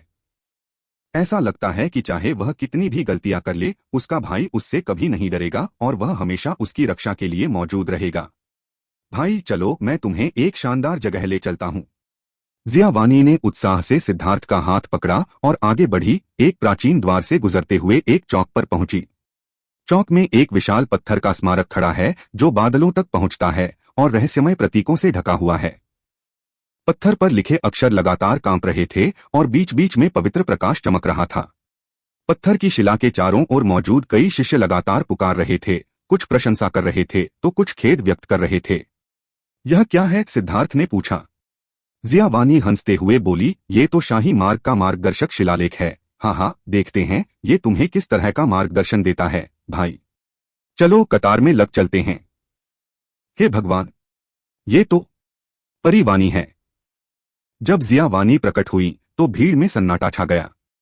हालांकि जब उन्होंने जियावानी को एक आदमी का हाथ पकड़े हुए देखा तो उनकी निगाहें तुरंत खाली हो गईं। जियावानी के आगमन पर सभी शिष्यों ने तुरंत हैरानी जताई, खासकर जब उन्होंने उसे एक पुरुष के साथ स्नेहपूर्वक हाथ मिलाते हुए देखा जिसने उन्हें और भी चौंका दिया। वरिष्ठ बहन वानी, क्या आप अपने दोस्त को उसके भविष्य के मार्ग का परीक्षण करने के लिए ले जा रही हैं? हम आपके लिए रास्ता बना देंगे। पर्पल एबिस गोल्डन लिस्ट में शामिल शक्तिशाली हस्तियों का सामना करते हुए एक शिष्य ने तुरंत अपना पद त्याग दिया, और जैसे ही उस व्यक्ति ने ऐसा किया, अन्य लोगों ने भी उसका अनुसरण किया। उनकी बातों से शिवानी थोड़ी शर्मिंदा हो गईं और उन्होंने तुरंत कहा, मैं अपने भाई को यहाँ एक टेस्ट के लिए लाया हूँ, ठीक है, हमें कोई जल्दी नहीं है। हालांकि शिवानी लुओ डोंगचेन को चिढ़ाती है, लेकिन ऐसा इसलिए है क्योंकि वह उसे पसंद करती है। वह बहुत विनम्र और दूसरों के प्रति दयालु है। यह सुनकर कि सिद्धार्थ शिवानी का भाई है, सभी आश्चर्य से दंग रह गए, क्योंकि उन्होंने मान लिया था कि वह शिवानी का सगा भाई है। जीवान गोल्डन लिस्ट में जिया वानी एक प्रभावशाली हस्ती हैं, इसलिए उनका भाई भी कोई साधारण व्यक्ति नहीं होगा। वरिष्ठ बहन वानी, मेरी बारी लगभग आ गई है। मैं आपको अपनी जगह दे देती हूँ और फिर से शामिल होने के लिए लाइन के पीछे चली जाती हूँ। लाइन में खड़ी एक महिला शिष्या ने जल्दी से कहा, कोई जरूरत नहीं, सचमुच कोई जरूरत नहीं। जीवानी ने जल्दी से कहा, आपको क्रम बदलने की जरूरत नहीं है। वानी के भाई को ही परीक्षण करने दीजिए, हम भी अपने ज्ञान का दायरा बढ़ाएंगे। जी हाँ, इन्हें फिर से व्यवस्थित करने की कोई आवश्यकता नहीं है। आइए इन अद्वितीय प्रतिभाओं की प्रतिभा को देखें। हाँ, हम देखना चाहते हैं कि वानी के भाई का संविधान किस प्रकार का है। पल भर में ही सब लोग उत्साहित हो गए और तुरंत उसके लिए रास्ता बना दिया। ऐसा लग रहा था कि अगर सिद्धार्थ परीक्षण करने से इनकार कर देता है तो वे भी परीक्षण नहीं करेंगे। भाई, तुम्हें आना चाहिए, शिवानी ने मुस्कुराते हुए कहा। वैसे ये लोग किस तरह के शरीर की बात कर रहे हैं? सिद्धार्थ ने पूछा। जिया वानी ने समझाया, भाई, तुम पर्पल ब्लड क्लैन से बहुत लंबे समय से दूर रहे हो। हमारे पर्पल ब्लड क्लैन के नए युग में प्रवेश करने के बाद हमारी वंश शक्ति नए युग के नियमों को आत्मसात कर लेगी और उसमें अभूतपूर्व परिवर्तन होंगे। हमारी रक्तरेखा में छिपी ऊर्जा जागृत होने लगती है और हमारा जन्मजात ताबीज भी बदलने लगता है। साथ ही हमारी शारीरिक स्थिति में भी जबरदस्त बदलाव आएंगे। क्या आपने ध्यान नहीं दिया? जिया वानी की बातें सुनकर सिद्धार्थ को तुरंत एहसास हुआ कि उसकी पृथ्वी शक्ति अनंत तक विस्तारित हो सकती है और नेबुला स्टेप के साथ मिलकर वह अत्यंत लंबी दूरी पर सटीक टेलीपोर्टेशन हासिल कर सकता है। यह समझना महत्वपूर्ण है कि जब सिद्धार्थ राजधानी से लिंगशिन संप्रदाय में बचाव कार्य के लिए पहुंचा तो उनके बीच की दूरी बहुत अधिक थी। उस समय सिद्धार्थ ने सोचा था कि यह महान दाओं के ज्ञान के कारण था, लेकिन अब उसे एहसास हुआ कि यह एक बिल्कुल नई प्रतिभा होनी चाहिए जो उसने सम्राट के पहले स्तर पर पहुंचने के बाद नए युग के नियमों की शक्ति को अवशोषित करने के बाद जागृत की थी। जिया वानी ने कहा, हमारे पर्पल ब्लड क्लैन के शारीरिक वर्गीकरण के अनुसार शीर्ष प्रतिभाओं को 3 स्तरों में विभाजित किया गया है: purple blood king body, purple blood treasure body और पर्पल ब्लड सेंट बॉडी। शरीर के इन तीनों प्रकारों को पहचानना वास्तव में काफी आसान है, बिल्कुल मेरे शरीर की तरह। बस जैसे ही जीवानी ने बोलना शुरू किया, उसके जेड जैसे हाथों ने एक मुद्रा बनाई और उसकी भौहों के बीच तुरंत एक बैंगनी रंग का चिन्ह प्रकट हो गया। बैंगनी रंग के प्रतीक पर अजगर के आकार की 3 जंजीरें इधर उधर घूम रही थीं, ठीक वैसे ही जैसे 3 छोटे छोटे चंचल अजगर खेल खेल में तैर रहे हों। जब तीनों छोटे अजगर प्रकट हुए तो वहां मौजूद शिष्य आश्चर्य से हांफने लगे। हे भगवान, मैंने आखिरकार पर्पल ब्लड सेंट बॉडी का जन्मजात ताबीज देख ही लिया। 1 ड्रैगन राजा का शरीर है, 2 ड्रैगन खजाना शरीर हैं और 3 ड्रैगन पवित्र शरीर हैं। 1 ड्रैगन का अंतर भी मौलिक शक्ति और वास्तविक युद्ध क्षमता में बहुत बड़ा अंतर ला सकता है। मैं इतनी देर से कतार में खड़ा हूं और हजारों लोगों का परीक्षण किया जा चुका है, लेकिन एक भी ड्रैगन किंग फिजिक वाला व्यक्ति सामने नहीं आया है। तुरंत ही पूरा परीक्षण स्थल चर्चाओं से भर गया। कुछ लोग प्रशंसा कर रहे थे, कुछ ईर्ष्या कर रहे थे और कुछ खुद पर तरस खा रहे थे। यदि आप ठीक से परीक्षण नहीं करते हैं और इसके बजाय अराजकता पैदा करते हैं तो यह किस प्रकार की व्यवस्था है? तभी एक स्पष्ट ठंडी महिला की आवाज सुनाई दी और पूरा परीक्षण स्थल पल भर में शांत हो गया। इसके तुरंत बाद परीक्षण मैदान पर 2 महिलाएं दिखाई दीं। दोनों महिलाएं दुबली पतली थीं, लेकिन एक लंबी थी और दूसरी छोटी। या यूं कहें कि यह नहीं कहना चाहिए कि एक लंबा है और दूसरा छोटा, बल्कि यह कहना चाहिए कि एक सामान्य कद का है और दूसरा बेहद लंबा है। वह बेहद लंबी महिला सिद्धार्थ से 1 सिर ज्यादा लंबी थी और जब वह भीड़ में चलती थी तो मुर्गियों के बीच सारस की तरह अलग दिखती थी। उस महिला को देखते ही सिद्धार्थ को तुरंत अपार सुंदरता वाली फेंग यू की याद आ गई। दोनों महिलाएं खूबसूरत थीं और उनमें एक शाही आभा थी, लेकिन इस महिला की भौहें नुकीली और आंखें ठंडी थीं और वह कभी मुस्कुराती नहीं थी। वह एक बर्फ की रानी थी। उनमें संयम और अधिकार का अनूठा भाव था। वे बिना क्रोध के शक्ति का संचार करती थीं, मानो कोई साम्राज्ञी धरती पर उतर आई हो। उनकी एक साधारण सी टिप्पणी में भी निर्विवाद गरिमा झलकती थी। मुझे बिल्कुल उम्मीद नहीं थी कि यह शेन किंगक्सू होगी। उस महिला को देखकर शिवानी दंग रह गई। यह विशालकाय खूबसूरत महिला कौन है? सिद्धार्थ ने खुद को पूछने से रोक नहीं पाया। Extra large. जियावानी दंग रह गई। इस आदमी को लोगों को उपनाम देना बहुत पसंद है। जियावानी अभी कुछ समझाने ही वाली थी कि शेन किंगजू उनकी तरफ देखने लगी। जब शेन किंगक्सू ने शिवानी को देखा तो वह थोड़ी हैरान रह गई। उसने शिवानी को यहां देखने की उम्मीद नहीं की थी। वह शिवानी को सिर हिलाकर सहमति देने ही वाली थी कि अचानक उसने शिवानी के बगल में सिद्धार्थ को देखा। जैसे ही उसकी नजर सिद्धार्थ से मिली, शेन किंगशुए की आंखें एकदम सिकुड़ गईं। बस अचानक शेन किंगक्सू की आंखें क्रिस्टल की तरह सिकुड़ गईं। उनकी तीक्ष्ण रोशनी मानो सिद्धार्थ के आर पार देख सकती थी। एमेथिस्ट सेलेस्टियल आई। यह कैसे संभव है? सिद्धार्थ थोड़ा हैरान था। इस महिला के पास सचमुच बैंगनी क्रिस्टल दिव्य नेत्र था, जो काफी असाधारण था। एमेटिस्ट हेवनली आई क्लैन की जन्मजात दिव्य शक्ति है। पर्पल ब्लड क्लैन ऐसी दिव्य शक्ति को कैसे जागृत कर सकता है? शेन किंगक्सू भी अचंभित रह गई। उसे उम्मीद नहीं थी कि सिद्धार्थ के साथ एक नजर का आदान प्रदान करने से उसकी जन्मजात दिव्य शक्ति स्वतः सक्रिय हो जाएगी। इससे पता चलता है कि सिद्धार्थ के सामने उसकी सभी इंद्रियां अप्रभावी हो गईं, इसलिए सहज प्रवृत्ति से प्रेरित होकर उसकी नीलम दिव्य आंख स्वतः सक्रिय हो गई। जैसे ही शेन किंगक्सू की बैंगनी क्रिस्टल स्वर्गीय आंख सक्रिय हुई, सिद्धार्थ की आंखों की पुतलियों में अनगिनत काले बिंदु दिखाई दिए। मानो उकसाए जाने पर नरक की आंख अचानक थोड़ी अनियंत्रित हो गई, जिससे सिद्धार्थ चौंक गया और उसने तुरंत अपनी आंखें बंद कर लीं। यह तो मजाक है। पिछली बार नरक की आंख का इस्तेमाल करने के बाद वह अभी पूरी तरह से ठीक नहीं हुआ है और वह दोबारा अंधा नहीं होना चाहता। पुकारना। इसी क्षण शेन किंगक्सू ने भी जल्दी से बैंगनी क्रिस्टल स्वर्गीय नेत्र को नियंत्रित किया और उसकी आंखें अपने सामान्य रूप में लौट आईं। हालांकि शेन किंगक्सू का चेहरा शांत दिख रहा था, लेकिन उसका दिल उथल पुथल से भरा हुआ था। हालांकि सिद्धार्थ ने समय रहते अपनी आंखें बंद कर लीं, लेकिन जैसे ही उसकी आंखों में काला धब्बा दिखाई दिया, उसकी आंखों में हुए सभी बदलाव बैंगनी क्रिस्टल स्वर्गीय नेत्र द्वारा स्पष्ट रूप से देखे गए। हालांकि काला धब्बा दिखाई देते ही सिद्धार्थ ने अपनी आंखें बंद कर लीं, लेकिन उस पल उसे लगा जैसे उसके रोंगटे खड़े हो गए हों। एमेथिस्ट हेवनली आई के आशीर्वाद से उसने उन काले धब्बों में लाशों के पहाड़ और खून के सागर, मृत्यु और विनाश को देखा। उसी समय उसे पीछे से एक धुंधली आकृति दिखाई दी, जो बिल्कुल सिद्धार्थ जैसी दिखती थी, लेकिन उसने सफेद कपड़े पहने हुए थे। सफेद वस्त्र पहने हुए व्यक्ति को शायद यह एहसास हो गया था कि कोई उसे देख रहा है, और उसने धीरे से अपना सिर घुमाया। उसका चेहरा पूरी तरह से मुड़ने से पहले ही शेन किंगक्सू को अचानक अपनी आंखों में तेज दर्द महसूस हुआ, मानो उसे किसी लोहे की सुई से छेद दिया गया हो। सौभाग्यवश सिद्धार्थ ने समय रहते अपनी आंखें बंद कर लीं और शेन किंगक्सू की आंखों में दिख रहा तीव्र दर्द गायब हो गया। उस आदमी का चेहरा अभी मुड़ा भी नहीं था, लेकिन उसे ऐसा लगा जैसे उस पर नरक के किसी राक्षस ने हमला कर दिया हो। उसी क्षण उसका दिल जोर से धड़कने लगा और उसके शरीर में खून तेजी से दौड़ने लगा। उस व्यक्ति से आंखें मिलाए बिना ही उसे मृत्यु की एक भयावह आभा महसूस हुई। शेन किंगक्सू ने इससे पहले कभी ऐसा भयावह दृश्य नहीं देखा था। शेन किंगशुए ने सिद्धार्थ के पास जाकर थोड़ा झुककर कहा, मैं शेन किंगशुए हूं। क्या मैं आपका नाम पूछ सकती हूं? मुझे भाई कहो, सिद्धार्थ ने गंभीर भाव से कहा। जैसे ही सिद्धार्थ ने यह कहा, पूरा परिसर सन्नाटे में डूब गया। सब लोग सिद्धार्थ को हैरानी से देखने लगे और फिर उसके बगल में खड़ी शिवानी को, जिसके होठों पर मुस्कान थी। क्या चल रहा है? क्या काले कपड़े पहने वो आदमी शिवानी का भाई नहीं है? क्या वो एक के बाद एक बहनों पर अपना दावा जता रहा है? आपको पता ही होगा, ये शेन किंगक्सू हैं, जो जीवान गोल्डन लिस्ट में पहले नंबर पर हैं।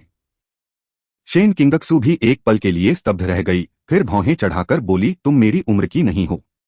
सिद्धार्थ ने सिर हिलाते हुए कहा, हम इसे आकार के आधार पर नहीं माप सकते।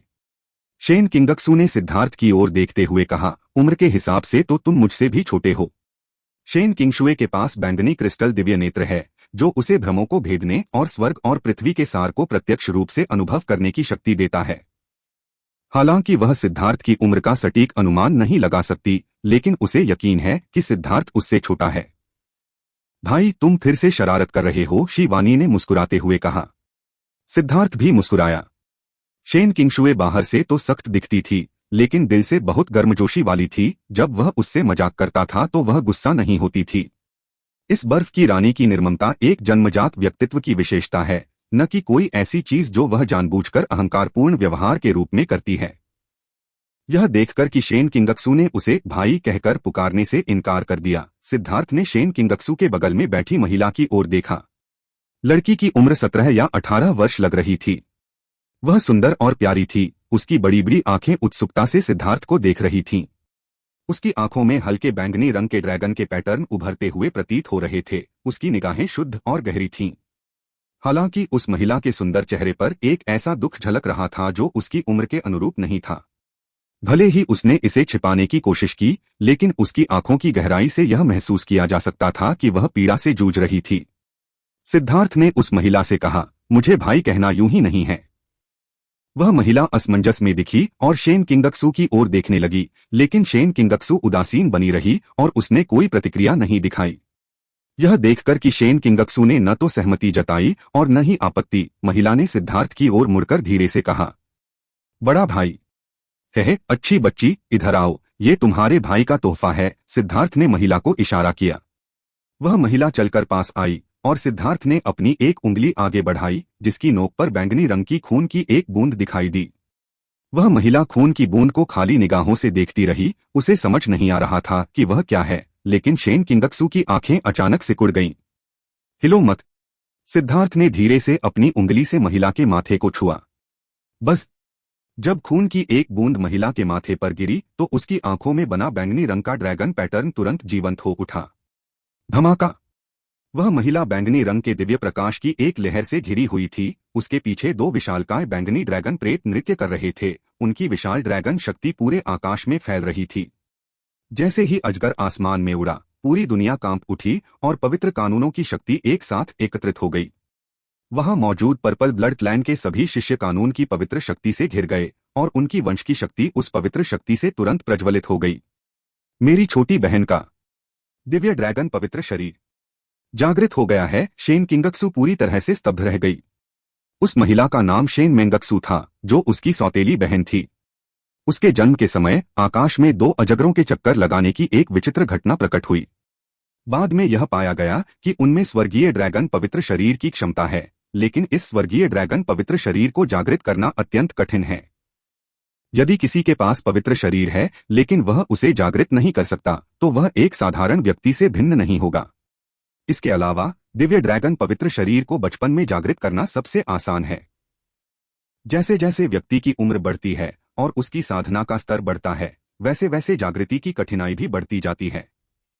शेन मेंगक्सू पहले ही सम्राट स्तर तक पहुंच चुकी थी और उसकी बेड़ियां चट्टान की तरह मजबूत थीं, जिन्हें हिलाना असंभव था। उसने स्वर्गीय ड्रैगन पवित्र शरीर को जागृत करने की उम्मीद बहुत पहले ही छोड़ दी थी और अन्य शारीरिक रूपों को विकसित करने की तैयारी कर रही थी। इस बार वह यह देखने आई थी कि नए युग में प्रवेश करने के बाद कौन सा शारीरिक रूप उसके लिए अधिक उपयुक्त होगा। इस बार दोनों बहनें बेहद दुखी थीं। अपने शरीर में बदलाव लाना कोई आसान काम नहीं था। यह यात्रा खतरों से भरी थी। एक दुर्घटना उन्हें अपंग बना सकती थी। दरअसल वे दोनों अपने परिवारों को बिना बताए गुप्त रूप से आए थे। आखिरकार, चाहे इसका सामना करना कितना भी मुश्किल क्यों न हो, अंततः आपको इसका बहादुरी से सामना करना ही होगा। इसी क्षण सिद्धार्थ के ड्रैगन रक्त की एक बूंद ने शेन मेंगक्सू की बेड़ियों को तोड़ दिया, जिससे तुरंत ही उसका स्वर्गीय ड्रैगन पवित्र शरीर जागृत हो गया। इसके अलावा पौराणिक स्वर्गीय ड्रैगन पवित्र शरीर के विपरीत आकाश में नृत्य करते हुए इन दो ड्रैगनों से निकलने वाला दबाव, जो सभी चीजों के भाग्य को हिला देता है, दर्ज किए गए स्वर्गीय ड्रैगन पवित्र शरीर के दबाव से भी अधिक शक्तिशाली है। धमाका। तभी अचानक शून्य में एक हलचल हुई और चारों ओर सुनहरी रोशनी फैल गई, जिससे एक विशाल स्क्रॉल खुल गया। हे भगवान, यह तो पर्पल एबिस की स्वर्णिम सूची है, किसी ने उत्साह से चिल्लाकर कहा। गोल्डन लिस्ट के पूरी तरह सामने आने के साथ ही सिद्धार्थ को अंततः पर्पल एबिस गोल्डन लिस्ट की पूरी तस्वीर दिखाई दी। पहला स्थान शेन किंगक्सू का था और जीवान गोल्डन लिस्ट में शिवानी के ठीक बाद एक और नाम सामने आया, शेन मेंगक्सू का। और मूल 10वें स्थान का नाम बस गायब हो गया, मानो मिट गया हो। बहन किंगशुए, मैं। शेन मेंगक्सुए भावुक होकर बोली। शेन किंगशुए की बाहों में गिर पड़ी और फूट फूट कर रोने लगी। बचपन में उसे खूब सम्मान और ध्यान मिला, लेकिन अपनी क्षमता को जगाने में बार बार मिली असफलता ने उसे दिल तोड़ दिया। उसके आसपास के लोगों की आंखों में दिख रही निराशा ने उसके दिल को और भी गहरा दुख पहुंचाया। उनकी सावधानी भरी देखभाल ने उसे और भी बुरा महसूस कराया। अब जब शेन मेंगक्सू ने अचानक स्वर्गीय ड्रैगन पवित्र शरीर को जागृत कर लिया है, तो उसे शिकायतों का एक ऐसा सैलाब महसूस हुआ जिसे वह आखिरकार व्यक्त कर सकती थी। जब वह रोती थी तो वह अपनी बहन को कसकर गले लगा लेती थी, मानो उसे डर हो कि यह सिर्फ एक सपना है और रोना बंद होने के बाद वह जाग जाएगी। शेन किंगशुए लंबी और प्रभावशाली थीं। उनकी तुलना में शेन मेंगशुए एक ऐसी बच्ची जैसी लग रही थीं जो अभी तक बड़ी नहीं हुई थी। उन्होंने हाथ बढ़ाकर अपनी छोटी बहन को गले लगा लिया और सिद्धार्थ को देखने से खुद को रोक नहीं पाई। इस समय उसका मन उथल पुथल में था। यह व्यक्ति कौन था? उसके पास इतनी अद्भुत क्षमताएं कैसे हो सकती थीं? उसने मेंगक्सू के दिव्य ड्रैगन पवित्र शरीर को कैसे पहचाना? और उस सार रक्त की बूंद में सम्राट का कौन सा नियम समाहित था? मैंने तुमसे कहा था, यह भाई की उपाधि यूं ही नहीं दी गई है। तो क्या तुम उसे इसी नाम से नहीं पुकारोगी? सिद्धार्थ ने शेन किंगशुए की ओर देखते हुए कहा, जिसका चेहरा शांत था लेकिन उसकी आंखों में बदलाव आ गया था। मैं आवाज नहीं लगाऊंगा। शेन किंगक्सू स्पष्ट रूप से ऐसी व्यक्ति नहीं थीं जो आसानी से बहकावे में आ जाएं, और दिल से बहुत स्वाभिमानी थीं, इसलिए उन्होंने बहुत ही दृढ़ता से जवाब दिया, धन्यवाद भाई जी। इस समय शेन मेंगक्सू ने अपने आंसू पोंछे, सिद्धार्थ के पास दौड़ी और आज्ञाकारी भाव से उन्हें धन्यवाद दिया। सिद्धार्थ ने हाथ बढ़ाकर शेन मेंगक्सू के बालों को सहलाया और मुस्कुराते हुए कहा, चूंकि तुम मुझे भाई कह रही हो, हम सब एक परिवार हैं, इसलिए यह मेरा फर्ज है कि मैं तुम्हारी मदद करूं। जियावानी भी मुस्कुराई। यह पहली बार था जब उसने सिद्धार्थ को सबके सामने अपना दिल खोलते हुए देखा था। यह उल्लेखनीय है कि सम्राट पर्वत पर भी सिद्धार्थ अधिकांश लोगों के प्रति अत्यंत उदासीन था। भाई, आपने मुझे स्वर्गीय ड्रैगन पवित्र शरीर को जागृत करने में मदद की, क्या आप मुझे मेरी भविष्य की साधना की दिशा के बारे में भी कुछ सलाह दे सकते हैं? शेन मेंगक्सू ने पूछा। इस समय शेन मेंगक्सू का सिद्धार्थ पर भरोसा लगभग अंधभक्ति की हद तक पहुंच चुका था। सामान्यतः मार्गदर्शक शिला द्वारा परीक्षण के बाद कुल के सबसे शक्तिशाली सदस्य परीक्षण परिणामों, ऐतिहासिक दस्तावेजों और शारीरिक संरचना में होने वाले परिवर्तनों के आधार पर साधना की भविष्य की दिशा पर चर्चा करते हैं। ठीक है, मैं तुम्हारे लिए सबसे अच्छा रास्ता चुनूंगा, सिद्धार्थ ने मुस्कुराते हुए कहा। धन्यवाद भाई जी। शेन मेंगक्सू भी मुस्कुराई, सिद्धार्थ का हाथ पकड़ा और उसकी आंखें अर्धचंद्राकार हो गईं। इस क्षण सिद्धार्थ उसके लिए अपने भाई जैसा था। अपनी छोटी बहन को सिद्धार्थ के साथ इतना स्नेहपूर्ण व्यवहार करते देख शेन किंगक्सू ने थोड़ा भौहें सिकोड़ लीं, क्योंकि उसे यह कुछ हद तक अस्वीकार्य लगा। शेन किंगक्सू ने ठंडे स्वर में पूछा, आप आखिर कौन हैं? जी वानी ने यह कहकर शुरुआत की, आपने शायद मेरे भाई का नाम सुना होगा, उसका नाम सिद्धार्थ है। सिद्धार्थ? यह नाम सुनते ही शेन किंगक्सू और शेन मेंगक्सू तुरंत चौंक गईं। तुम ही हो सिद्धार्थ, जिसने तियान शेंग दिव्य महाद्वीप में हलचल मचाई थी, जो 9 स्वर्गों से आया है और 9 स्वर्गों में नंबर 1 व्यक्ति के रूप में जाना जाता है। शेन किंगक्सू अंततः चौंक गई। जी युआन बाहरी जानकारी से अपेक्षाकृत अलग थलग रहता है, क्योंकि वह बाहरी दुनिया के साथ ज्यादा बातचीत नहीं करता है। हालांकि जी युआन तियान शेंग शेन झो की उभरती प्रतिभाओं पर ध्यान देना जारी रखेगा, लेकिन प्राप्त जानकारी केवल जी युआन के शीर्ष प्रतिभाओं को ही जारी की जाएगी।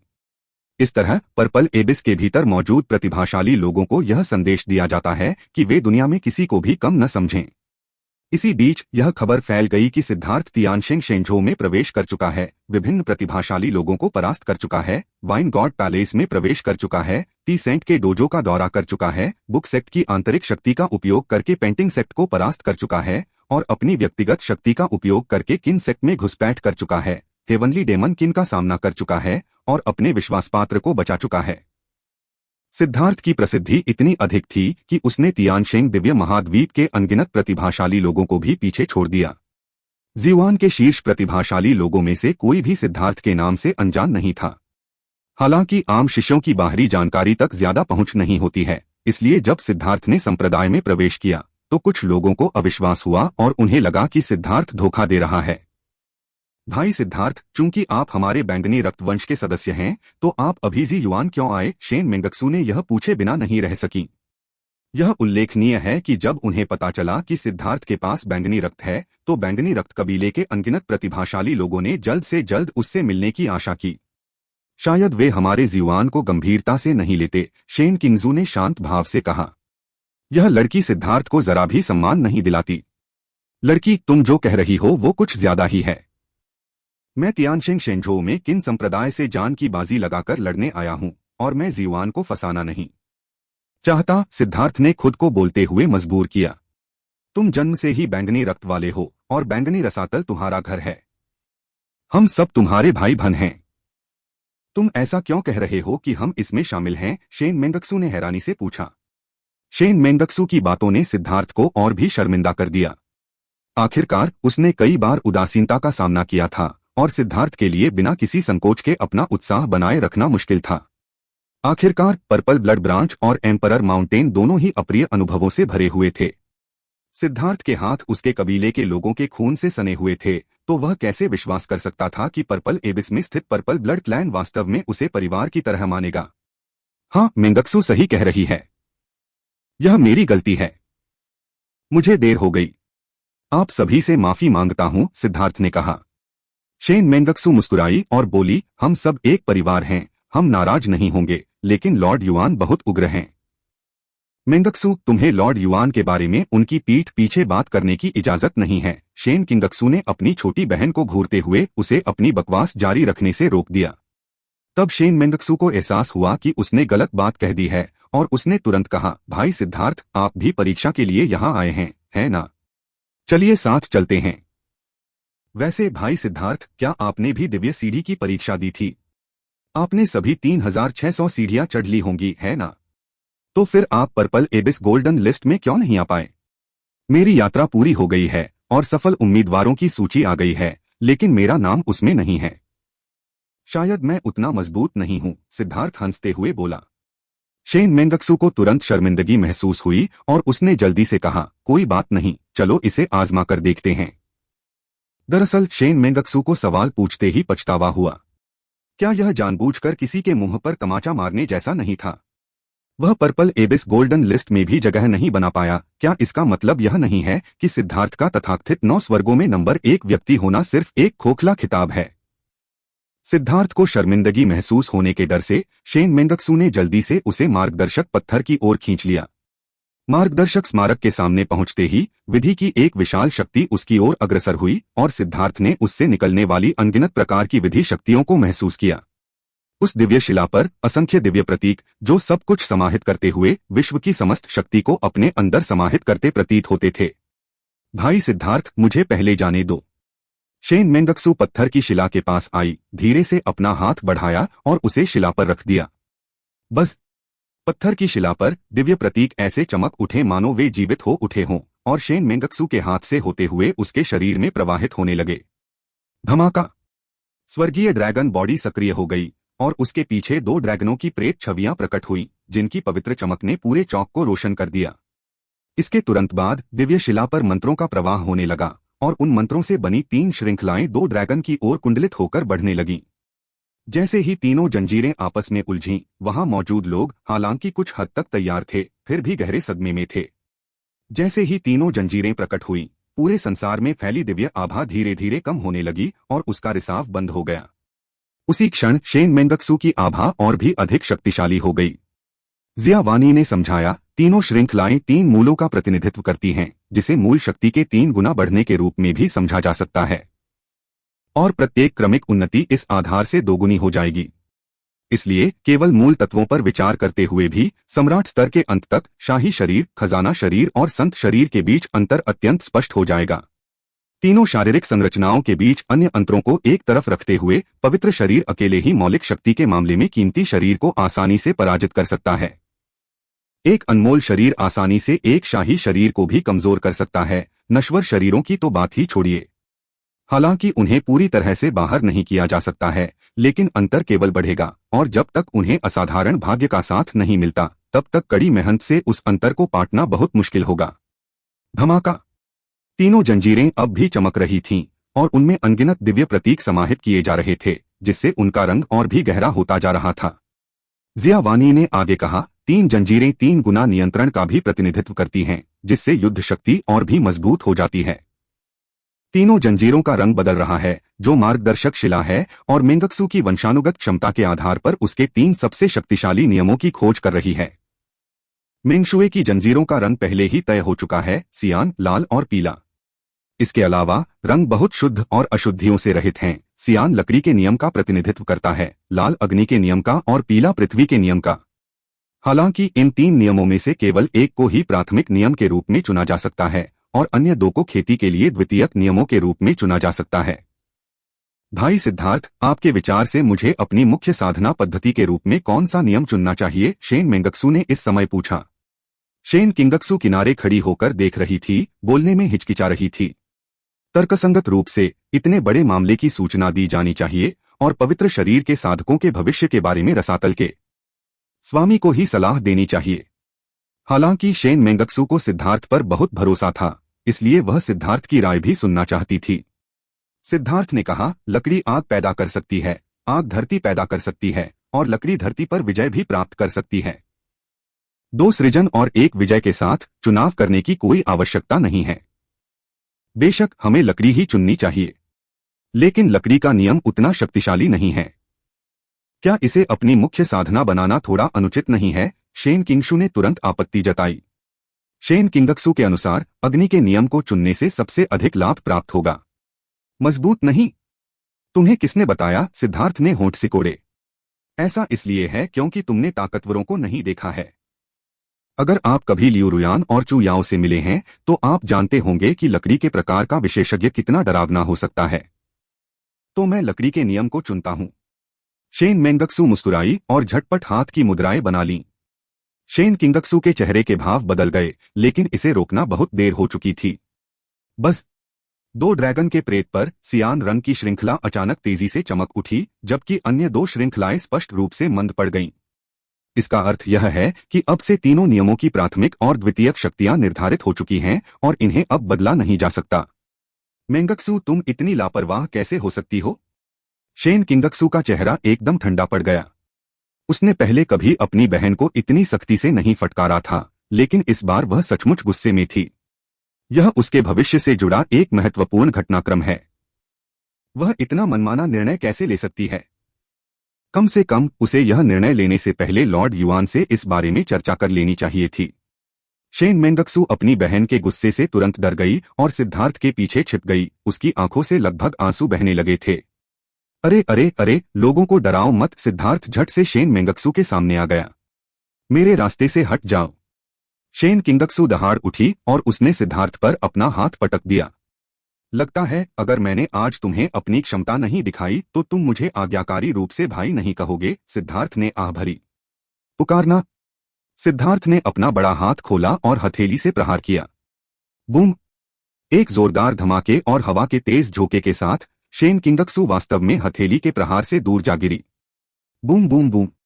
शेन किंगक्सू ने 7 कदम पीछे लिए। हर कदम के साथ जमीन पर मकड़ी के जाले जैसी एक बड़ी दरार बन गई। इस बार शेन मेंगक्सू और शिवानी समेत वहां मौजूद सभी शिष्य स्तब्ध रह गए। पर्पल एबिस गोल्डन लिस्ट की नंबर 1 विशेषज्ञ शेन किंगक्सू को शेन कबीले का वज्र पवित्र शरीर भी विरासत में मिला है और वह पर्पल ब्लड कबीले में शारीरिक रूप से सबसे मजबूत के रूप में जानी जाती है।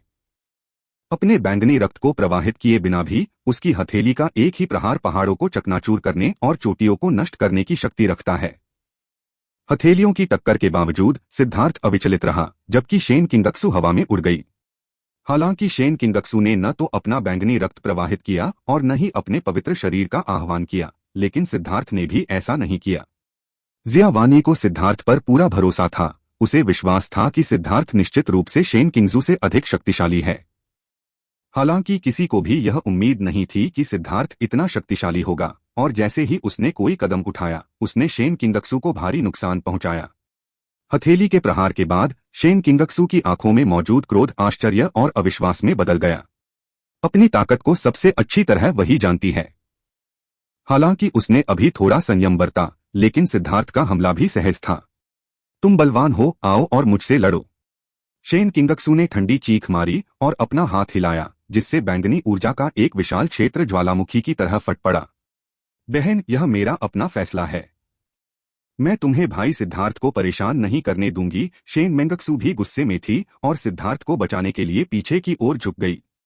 आप जब शेन किंगक्सू ने अपनी प्यारी छोटी बहन को गुस्से से घूरते हुए देखा तो उसके दिल में दर्द की एक लहर दौड़ गई। बहन, यह पूरी तरह से मेरा अपना फैसला है। कृपया भाई सिद्धार्थ के लिए मुश्किलें पैदा मत करो, ठीक है? शेन किंगशुए के चेहरे पर उदासी देखकर शेन मेंगशुए का दिल तुरंत पिघल गया। वह जल्दी से अपनी बहन के पास दौड़ी और उसे कसकर गले लगा लिया। शेन किंगक्सू हमेशा से अपनी छोटी बहन को सबसे ज्यादा प्यार करती थी, इसलिए शेन मेंगक्सू का व्यवहार उसे बहुत दुखी कर देगा। लेकिन जो हो गया सो हो गया, अब पीछे मुड़ना मुमकिन नहीं है। वह कुछ नहीं कर सकती। गुस्सा करना तो सरासर बचकाना हरकत है। शेन किंगक्सू ने खुद को शांत करने के लिए गहरी सांस ली, हाथ बढ़ाकर अपनी छोटी बहन के सिर पर हाथ फेरा और धीरे से कहा, ठीक है, क्योंकि यह आपकी पसंद है, मैं इसका सम्मान करता हूं। इतना कहकर उसने अपना सिर उठाया और सिद्धार्थ को ठंडे लहजे में देखते हुए कहा, यह मत सोचो कि तुम्हारे पास कुछ ताकत है तो तुम दूसरों को मनमाने ढंग से निर्देश दे सकते हो। क्या तुम भविष्य में इसके परिणामों को झेल पाओगे? सिद्धार्थ खा। शेन किंगक्सू तुरंत गुस्से से भड़क उठी, तुम ऐसा क्यों कह रही हो? सिद्धार्थ, क्योंकि मैं तुमसे कहीं अधिक दूर तक देख सकता हूं। शेन किंगक्सू ने उपहास करते हुए कहा, मैं ऐसा क्यों करूं? सिद्धार्थ, क्योंकि मैं तुमसे लंबा खड़ा हूं। शेन किंगक्सू, मुझे विश्वास नहीं हो रहा। सिद्धार्थ, मानो या न मानो। शेन क्विंगजू, एक लड़ाई। सिद्धार्थ, हारने पर रोने की इजाजत नहीं है। साथ ही अब से मुझे भाई कहकर बुलाना होगा। शेन किंगक्सू ने ठंडी आवाज में कहा, ठीक है। दोनों को अभी भी एक दूसरे से झगड़ते देख शेन मेंगक्सू तुरंत घबरा गई। शेन किंगक्सू ने अपनी छोटी बहन को आवाज देते हुए कहा, चिंता मत करो, मैं तुम्हारे साथ नरमी बरतूंगी। अपनी बहन का टेलीपैथिक संदेश सुनकर शेन मेंगक्सू को आखिरकार राहत मिली। इसी क्षण जीवानी ने भी सिद्धार्थ की ओर देखा, जिसने टेलीपैथिक रूप से जवाब दिया, चिंता मत करो, मैं तुम्हारे साथ नरमी बरतूंगा। बाकी लोगों की बात करें तो जब उन्हें पता चला कि दोनों आपस में लड़ने वाले हैं तो वहां हंगामा मच गया और कुछ लोग खबर फैलाने की कोशिश में दौड़ पड़े। कई लोग आधे रास्ते तक दौड़े लेकिन फिर वापस लौट गए। उन्हें एहसास हुआ कि दोनों ने लड़ाई की बात तो कही थी, लेकिन यह नहीं बताया था कि कब होगी। सिद्धार्थ ने अभी तक इसका परीक्षण भी नहीं किया है, तो जल्दबाजी क्यों? इंतजार करना और देखना बेहतर है। जिया वानी ने कहा, भाई, तुमने अभी तक इसे आजमाया नहीं है, तुम भी क्यों नहीं एक बार कोशिश कर लेते? आप पवित्र सीढ़ी पर शॉर्टकट ले सकते हैं, लेकिन यहाँ आप शॉर्टकट नहीं ले सकते। मुझे पूरा विश्वास है कि आपका नाम जीवान गोल्डन लिस्ट में जरूर होगा। सिद्धार्थ ने सिर हिलाया और मार्गदर्शक शिला के पास आकर शेन मेंगक्सू की नकल करते हुए अपना बड़ा हाथ शिला पर रख दिया। धमाका! जब सिद्धार्थ ने अपना विशाल हाथ दिव्य शिला पर रखा तो पूरी शिला हिंसक रूप से कांप उठी और शिला पर अंकित असंख्य दिव्य चिन्ह तुरंत प्रज्वलित हो गए और एक आकाशगंगा की तरह सिद्धार्थ की ओर दौड़ पड़े। इस दृश्य को देखकर सभी के चेहरे के भाव बदल गए। जब दूसरे लोग परीक्षण कर रहे थे तो दिव्य पट्टिका पर अंकित प्रतीक एक एक करके प्रकाशित होने लगे और वे प्रतीक तभी प्रकाशित होते थे जब वे परीक्षक के साथ प्रतिध्वनित होते थे। इस क्षण पूरे दिव्य स्मारक पर अंकित सभी प्रतीक चमक उठे, मानो उन्हें जीवन मिल गया हो और वे नियति की पुकार का अनुसरण करते हुए उन्मादपूर्वक सिद्धार्थ की ओर बढ़ पड़े हों। सभी लोग स्तब्ध रह गए। इतिहास में ऐसी घटना पहले कभी नहीं घटी थी। सिद्धार्थ के शरीर से बैंगनी ऊर्जा निकली और अचानक उसके पीछे का शून्य मुड़ गया। क्या भाई सिद्धार्थ की पवित्र शरीर संबंधी घटना प्रकट होने वाली है? शेन मेंगक्सू ने अपना मुंह ढकते हुए हैरानी से कहा। धमाका! वह विचित्र घटना सचमुच प्रकट हुई, लेकिन वह इतनी विशाल थी कि उसने शून्य को फाड़ दिया। इसके अलावा जब यह विचित्र घटना प्रकट हुई तो शून्य का विस्तार हुआ और जैसे जैसे घटना में धुंधला दृश्य धीरे धीरे स्पष्ट होता गया, किसी ने आश्चर्य से कहा, वह है दिव्य सीढ़ी। लोगों में अविश्वास का भाव छा गया। सिद्धार्थ के पीछे की विचित्र घटना वास्तव में स्पिरिट अवेकनिंग डिवाइन लैडर थी। बूम! इसके बाद जो हुआ वह और भी अविश्वसनीय था। दिव्य सीढ़ी फट गई और चकनाचूर हो गई, जिससे अनगिनत दिव्य प्रतीक चिन्हों में परिवर्तन हो गया। असंख्य दिव्य प्रतीक ज्वालाओं से प्रज्वलित हुए, उन्होंने स्वयं को पुनर्गठित किया और अंततः 3000 पूर्ण दिव्य प्रतीकों में परिवर्तित हो गए। पुकारना! उस विचित्र घटना से 3000 दिव्य मंत्र सिद्धार्थ के शरीर में समाहित हो गए और फिर सिद्धार्थ की भुजा के साथ साथ दिव्य शिला की ओर प्रवाहित होने लगे। धमाका! जैसे ही 3000 दिव्य ताबीज दिव्य शिला में समाहित हुए, बैंगनी रंग की लपटें उठीं और सीधे आकाश में फैल गईं। बस बस बस। बैंगनी रंग की लहरें फैलती हैं, जिनसे दिव्य शक्ति का विकिरण होता है। 10,000 मील, 10,000 मील, लाख मील। सर्वोच्च दिव्य शक्ति से युक्त बैंगनी लहरें अंतरिक्ष की सीमाओं और विशाल संरचना की बाधाओं को तोड़ते हुए सीधे जीवान के हर कोने में फैल गईं। कुमा। असंख्य शक्तिशाली हस्तियां चिंतित हो गईं और वे सभी ऊपर शून्य में फैलती लहरों को देखने लगीं, पवित्र दबाव को महसूस करने लगीं और यह पता लगाने की कोशिश करने लगीं कि आखिर क्या हो रहा है। इसी बीच पर्पल एबिस पवेलियन की पहली मंजिल पर दिव्य शिला अभी भी कांप रही थी और सिद्धार्थ के शरीर पर मौजूद 3000 दिव्य ताबीज पूरी शिला पर फैल रहे थे। ऐसा प्रतीत होता है कि 3000 दिव्य ताबीज दिव्य शिला पर अंकित प्रतीकों के साथ संवाद कर रहे हैं और शक्ति का आदान प्रदान कर रहे हैं। सिद्धार्थ ने अपनी आंखें बंद कर लीं और दिव्य शिला के कंपन को महसूस किया। तो बात ऐसी है, यह दिव्य शिला सर्वव्यापी है और इसमें स्वर्ग और पृथ्वी के सभी नियम और शक्तियां दर्ज हैं। इसमें स्वयं को सभी नियमों और सिद्धांतों में विकसित करने की क्षमता है, लेकिन अपने अनुयायियों की मूल शक्ति की जांच करना, नियमों का सारांश प्रस्तुत करना और कमजोर और मजबूत को अलग करना इसकी केवल सबसे बुनियादी क्षमताएं हैं। यदि कोई उस दिव्य शिला पर अंकित सभी प्रतीकों को समझ सके तो संभवतः वह इस संसार के सभी रहस्यों में महारत हासिल कर लेगा। दुर्भाग्यवश किसी व्यक्ति की समझ और जीवनकाल अंततः सीमित होते हैं, अरबों वर्षों में भी कोई इसे पूरी तरह से समझ नहीं सकता। इस क्षण सिद्धार्थ को विशाल और असीम सागर का आभास हुआ और वह खुद को एक तुच्छ छोटी मछली के समान महसूस कर रहा था। अंततः मैं फिर भी बहुत लालची था। महान दांव केवल मेरा ही नहीं होगा, लेकिन क्या महान दांव ने कभी मेरे प्रति कंजूसी की है? सिद्धार्थ के चेहरे पर आत्मनिंदा वाली मुस्कान आ गई। बस जैसे ही सिद्धार्थ की मनस्थिति में परिवर्तन आया, दिव्य शिला पर अंकित 3000 दिव्य मंत्रों का आदान प्रदान पूरा हो गया और वे धीरे धीरे दिव्य शिला से विलीन होकर सिद्धार्थ के शरीर में समाहित होने लगे।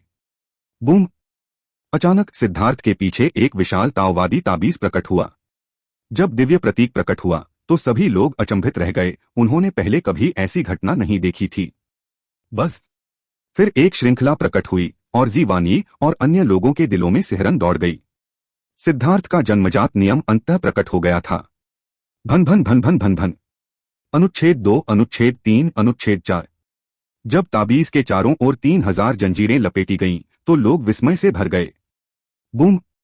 इसके तुरंत बाद एक जोरदार धमाका हुआ। दाओ दिव्य ताबीज कांप उठा और 3000 जंजीरें टूटकर 3000 दिव्य ताबीजों में बदल गईं, जो अंततः धीरे धीरे दाओ दिव्य ताबीज में विलीन हो गईं। धमाका! जैसे ही यह सब समाप्त हुआ, लोगों के सिर के ऊपर का शून्य कांप उठा और सुनहरा प्रकाश फिर से प्रकट हुआ। पर्पल एबिस गोल्डन लिस्ट फिर से प्रकट हो गई है, लोगों ने हैरानी से कहा। धमाका! जैसे ही सुनहरी सूची सामने आई, दिव्य प्रकाश ने परीक्षण स्थल को ढक लिया और फिर बैंगनी रसातल की सुनहरी सूची कांपने लगी। जैसे ही वह कांपने लगा, सिद्धार्थ ने तुरंत एक अजीब उतार चढ़ाव महसूस किया जो उस पर केंद्रित हो गया। इसके तुरंत बाद पर्पल एबिस गोल्डन लिस्ट पर लिखे नाम विकृत होने लगे, जिससे भीड़ में मौजूद लोग दंग रह गए। सिद्धार्थ का नाम भी सूची में होगा। बस ठीक उसी समय सिद्धार्थ की पीठ पर लगा पृथ्वी दाओ गौड़ ताबीज थोड़ा सा कांप उठा और सिद्धार्थ के शरीर पर लगा ताला तुरंत गायब हो गया। पर्पल एबिस गोल्डन लिस्ट अपने लक्ष्य से भटक गई और उस पर लिखे नामों में कुछ बार विकृति आने के बाद वे फिर से शांत हो गए। इसके तुरंत बाद पर्पल एबिस गोल्डन लिस्ट धीरे धीरे बंद हो गई और अंततः सभी की नजरों से गायब हो गई। उस समय सभी लोग स्तब्ध रह गए। सिद्धार्थ सफल उम्मीदवारों की सूची में जगह बनाने में असफल रहा था। आज सिद्धार्थ के प्रदर्शन ने उनकी कई धारणाओं को बदल दिया, विशेष रूप से पृथ्वी दाओ गौड़ ताबीज और 3000 जंजीरों को लेकर, जो उन्होंने पहले कभी नहीं देखी थीं। इतनी अपार शक्ति होने के बावजूद वे पर्पल एबिस गोल्डन लिस्ट से मान्यता प्राप्त करने में कैसे असफल रहे?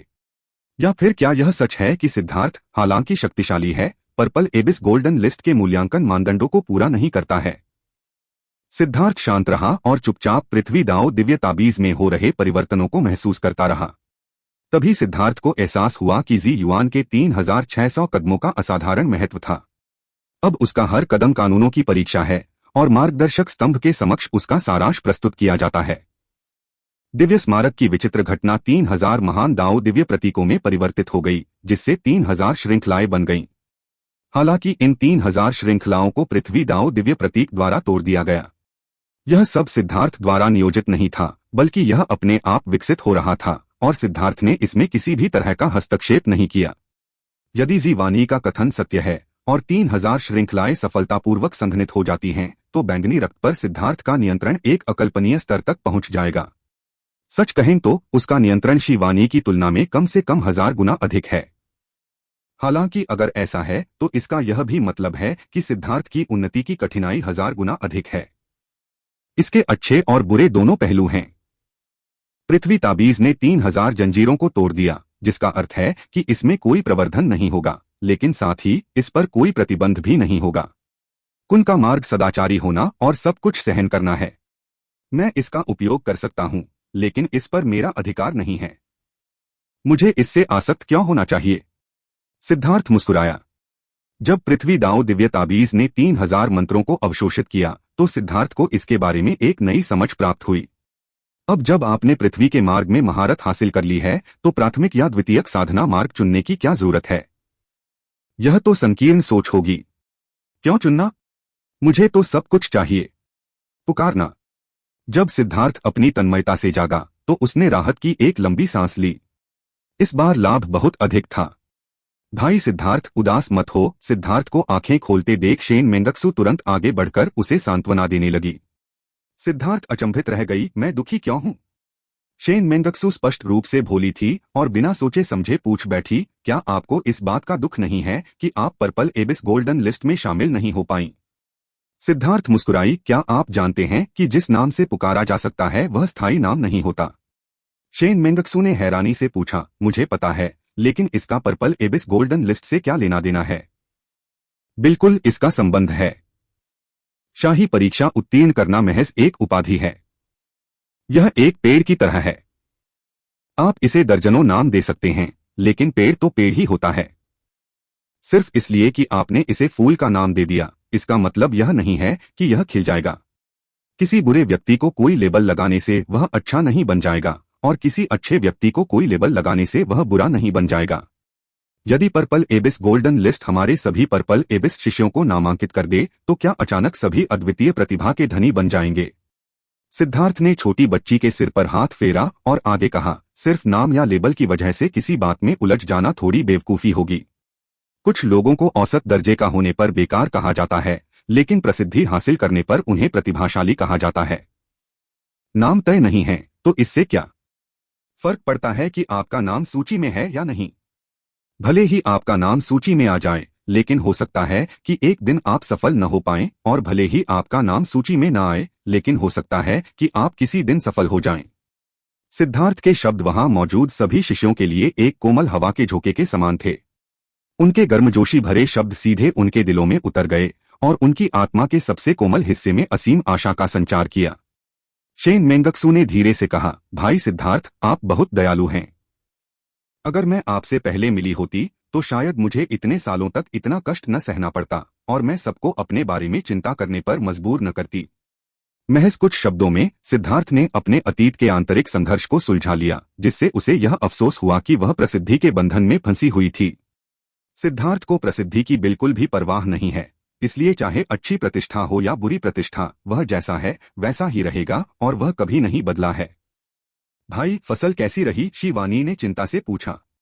3000 जंजीरों के प्रकट होने पर वह स्तब्ध रह गई, लेकिन जब उसने उन्हें टूटते और पृथ्वी दाओ दिव्य ताबीज में समाते हुए देखा, तो वह जिज्ञासा से भर गई। हमने बहुत कुछ हासिल किया है। जब मुझे कुछ खाली समय मिलेगा तो मैं आप सभी को साधना के कुछ सुझाव दूंगा, सिद्धार्थ ने मुस्कुराते हुए कहा। जब शिवानी को पता चला कि सिद्धार्थ उसे मार्गदर्शन देने वाला है, तो वह अत्यंत प्रसन्न हुई। इस तरह वह 9 स्वर्गों के सर्वोपरि व्यक्ति की विधियों को सचमुच देख सकेगी। जियावानी इस रहस्यमय व्यक्ति का बहुत सम्मान करती थीं। उसे विश्वास था कि उसके मार्गदर्शन में उसकी ताकत में निश्चित रूप से बहुत तेजी से सुधार होगा, क्योंकि वही वह व्यक्ति था जिसने अकेले ही 9 स्वर्गों और 10 पृथ्वी में नंबर 1 सेना का नेतृत्व किया था। यहाँ तक कि उनके गुरु लॉर्ड किंगयू ने भी अनगिनत बार आह भरी कि सिद्धार्थ का सम्राट पर्वत पर प्रवास बहुत कम था। यदि वे अधिक समय तक रुक पाते तो इससे सम्राट पर्वत के शिष्यों की शक्ति निश्चित रूप से अभूतपूर्व स्तर तक बढ़ जाती। अब जब मौका मिल ही गया है तो भला वो उत्साहित क्यों न होती? चेन मेंगक्सू भी बेहद खुश थी। ऐसे सौम्य बड़े भाई के मार्गदर्शन में सीखने की उसकी इच्छा स्वाभाविक ही थी। उन्हें यह नहीं पता था कि एक बार जब वे सिद्धार्थ का असली रूप देख लेंगे तो पछताने के लिए बहुत देर हो चुकी होगी। शेन किंगक्सू दूर से यह सब देख रही थी और वह भी इस हंगामे को देखकर हैरान रह गई। लेकिन इतना समय बीत चुका है और उच्च अधिकारियों की ओर से कोई हलचल नहीं हुई है। उसकी आंखों में एक अजीब सी चमक दिखाई दी। शेन किंगशु बुद्धिमान और साहसी दोनों थीं और उन्होंने तुरंत मुख्य बिंदु को समझ लिया। स्पष्ट रूप से शिष्यों के अलावा उच्च अधिकारियों ने बहुत पहले ही सब कुछ भांप लिया था। सिद्धार्थ, तुम सूची में जगह बनाने में असफल रहे। क्या हम अपना द्वंद्व जारी रखें? शेन किंगक्सू ने ठंडे लहजे में कहा। बेशक हम जारी रखेंगे। तुमने अभी तक मुझे भाई नहीं कहा है। सिद्धार्थ ने शेन किंगक्सू की ओर मुड़कर देखा और मुस्कुराया। शेन किंगक्सू ने पूछा, अभी या किसी और दिन? अब जब आप मुझे जल्दी भाई कह सकते हैं तो मुझे ज्यादा सुकून मिलेगा, सिद्धार्थ ने मुस्कुराते हुए कहा। ठीक है, चलिए अखाड़ा खोलते हैं। पुकारना। शेन किंगशुए ने अपनी उंगली से एक दिव्य ताबीज निकाला। सिद्धार्थ ने हाथ बढ़ाकर उसे पकड़ लिया। जैसे ही उसने ताबीज को कुचला, शून्य कांप उठा और दोनों आकृतियां पल भर में गायब हो गईं। शाही पथ दिव्य मार्शल प्लेटफॉर्म खुला है। जैसे ही वे दोनों गायब हुए, एक बूढ़ी आवाज पूरे जीवान में गूंज उठी। हे भगवान! यह तो वास्तव में जी युआन का सबसे शक्तिशाली अखाड़ा है। जल्दी करो वरना मौका चूक जाओगे, शेन मेंगक्सू ने आश्चर्य से कहा। उसने अपना पहचान पत्र निकाला और जाने ही वाला था कि जी वानी ने उसे पकड़ लिया। शर्मिंदा दिखते हुए बोली, बहन, मैं यहाँ नया हूँ और मेरे पास पर्याप्त अंक नहीं हैं। क्या? कोई बात नहीं, चलो चलते हैं। शेन मेंगक्सू मुस्कुराई, उन दोनों के अंक काट लिए और फिर शिवानी के साथ वहीं से गायब हो गई। सम्राट पथ दिव्य मार्शल अखाड़ा बैंगनी रसातल के भीतर सबसे शक्तिशाली अखाड़ा है जो असंख्य भव्य संरचनाओं द्वारा समर्थित है। एक बार सक्रिय होने पर यह आश्चर्यजनक रूप से बड़ी मात्रा में संसाधनों का उपभोग करता है। यह अनगिनत वर्षों से कभी नहीं खोला गया था। अप्रत्याशित रूप से दोनों ने एक प्रतियोगिता समझौता किया और सम्राट के पथ दिव्य मार्शल प्लेटफॉर्म को खोल दिया। यह मैदान असल में एक तैरता हुआ द्वीप है। पूरे द्वीप को समतल करके एक गोलाकार चबूतरा बनाया गया है जिसकी त्रिज्या हजारों मील की है। स्टेडियम के चारों ओर 4 तैरते हुए द्वीप हैं, जिनमें से प्रत्येक में दसियों हजार सीटें हैं।